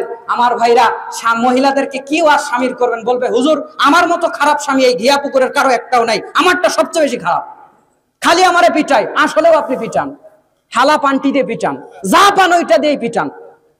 রাস্তায় বিড়ালের সঙ্গে অ্যাক্সিডেন্ট করছে, ওই আগে সে বউয়ের উপরে ছাড়ে, বিড়াল তো দৌড় দিছে, সে তো বাজারের মধ্যে পড়ে গেছে, তো শরম লাগছে, বাড়িতে এসে খালি কার উপরে রাগ ছাড়ো খুঁজে পায় না। আমার ভাইরা লবণ সেই দিন আবার বেশি হয়ে গেছে তরকারিতে, বলছে এই লবণ তোর বাপ কিনে, লবণ আমি কিনি, তুই বেশি দিছিস কা, বলেই পিটন শুরু। জোরে বলেন আছে না নাই? খালি এক পয়সা ওয়াজ করলে হবে না, লবণ যদি একটু কম হয় আবার বলছে লবণ তোর বাপ কিনে, লবণ আমি কিনি, তোর দিতে সমস্যা কি, দেশ না কা তুই, বলেই পিটন শুরু। আছে না নাই? বউরে পিটাবেন না, বউরে ভালোবাসেন, বউ আপনাকে ভালোবাসবে, বউয়ের খালি প্রশংসা করবেন, বলেন তুমি দেখতে গোলাপ ফুলের মতো সুন্দর, চাঁদের মতো সুন্দর, তুমি সুখেশিনী, তুমি সুহাসিনী, সুন্দর সুন্দর শব্দতে তাকে প্রশংসা করবেন। গরমের দিন যদি হয়, কারেন্ট যদি না থাকে, বউ হয়তো বাতাস করছে, তখন এই প্রশংসাগুলো করছেন, সাথে সাথে রেজাল্ট দেখবেন, পাখা জোরে জোরে জোরে জোরে জোরে জোরে বাতাস করা শুরু করে দিয়েছে, সাথে সাথে রেজাল্ট। খালি প্রশংসা করবেন, খালি প্রশংসা করলে, লবণ বেশি হলে প্রশংসা, কম হলে প্রশংসা, দেখতে কালো হইলে প্রশংসা, সাদা হইলে প্রশংসা, লম্বা হইলে প্রশংসা, বেটে হইলেও প্রশংসা, খালি প্রশংসা করবেন, দেখবেন খেদমতের অভাব নাই। আপনি প্রশংসা করেন, এসে বলছেন তোর চোখের চেয়ে আমার ওই বাড়িতে গরু আছে, আয়রা গরু আর চোখ ভালো, তোর এটা চোখ রে, তোর এটা ঠোঁট, গরুর ঠোঁট ওর চেয়ে বেশি ভালো। এই 10 বছর আপনাকে ভালোবাসবে না। খালি ওদের কাছ থেকে চাইলে হবে না, আপনি একটু সদয় হন, যেটা দিয়েছে ওইটা নিয়ে খুশি থাকেন। মা বোনেরা, হুজুর তো পছন্দ হয় না, খবর নিয়ে দেখেন হুজুররা বউ পিটাই না, ওই প্রফেসর সাহেব বউ পিটাচ্ছে, বড় চাকরিজীবী বউ পিটাচ্ছে, আর 2 তলাতে পিটাপিটি লাগে, ঝগড়া লাগে, ও যে কি চলছে মানুষ বুঝতেই পারে। হুজুরের ছবি যদি দেওয়া হয়, এই যে মা তোর জন্য একটা পাত্রী দেখছি, কথা দিয়ে আসছি, কতক মেয়ে আছে, কোন দিন কথা দিছো, কয় আজকে, কয় না তুমি কথা ফেরত নিয়ে আসো, কেন, কয় তুমি আজকে কথা দিছো, আর আমি কথা দিছি 5 বছর আগে, তোমার চাইতে আমার কথা আগে দেওয়া আছে, আমারটা হবে, তোমার কথা হবে না, কথা ফেরত নিয়ে আসো। কথা বলেন আছে না নাই? আবার যদি একটা হুজুর দাড়িওয়ালা নিয়ে ছবি দেয়, মেয়ে দেখে বলছে চাচা চাচা লাগে, ও বিয়ের আগেই চাচা বলে, বিয়ের পর তো আব্বা বলে ডাকবে। কথা বলেন ঠিক নয় কি? হায় হায়। তো যাই হোক, আলেম ওলামাদেরকে পছন্দ করবেন, ভালো জীবন সঙ্গী পছন্দ করবেন। আমার ভাইরা, মেয়ে কিন্তু ভাত কাপড়ের অভাবে মরে না, অমানুষদের নির্যাতনের কারণে মারা যায়। জোরে বলতে হবে ঠিক কিনা? ওয়াতাকফুরনা লাশির তুকসিরনা লানার অভিশাপ দেয়, আছে না নাই? কথায় কথায় অভিশাপ, বাচ্চারে অভিশাপ, জামাইরা অভিশাপ, সবাইরে অভিশাপ দেয়, এই অভিশাপ দেওয়া যাবে না। আরেকটা কারণ রয়েছে, গীবাত করা বেশি বেশি জাহান্নামে যাবে, আমি বলতে পারলাম না। এই কারণগুলো থেকে মা বোনদেরকে হেফাজত করুন, বলেন আমিন। লিল্লাহি তাকবীর, লিল্লাহি তাকবীর। আমাদের সম্মানিত উস্তাদ শেখ মাহবুবুর রহমান মাদানী হাফিজাহুল্লাহ আকরামাহুল্লাহ, তিনি এসেছেন, কথা এখন বলবেন, আমি আর কথা বাড়াবো না। বিজ্ঞ উস্তাদরা শায়েখরা আসলে আমরা একটা শব্দ বলি না, কথা শেষ করে দিলাম, আমার ওয়াজ কিন্তু শেষ। কিন্তু শায়েখরা একটু আলোচনা সহজ করার ক্ষেত্রে, শায়েখ যেন সহজে ভালো করে আলোচনা করতে পারে, এই জন্য শায়েখের কাছ থেকে 2 আর 3 মিনিট সময় একটু আমি এই জন্য চেয়ে নিচ্ছি, একটু কালেকশন করতে বলা আছে। কালেকশনে কিসের জন্য? মাহফিলের জন্য। মাহফিলের জন্য আপনারা চান কি মাহফিলটা আগামী বছর আরো সুন্দর করে হোক, ছেলেপেলেরা স্বতঃস্ফূর্ত ভাবে আরো বড় বড় আলেম শায়েখদেরকে নিয়ে আসুক, চান আপনারা সুন্দর কোরআন সুন্নাহ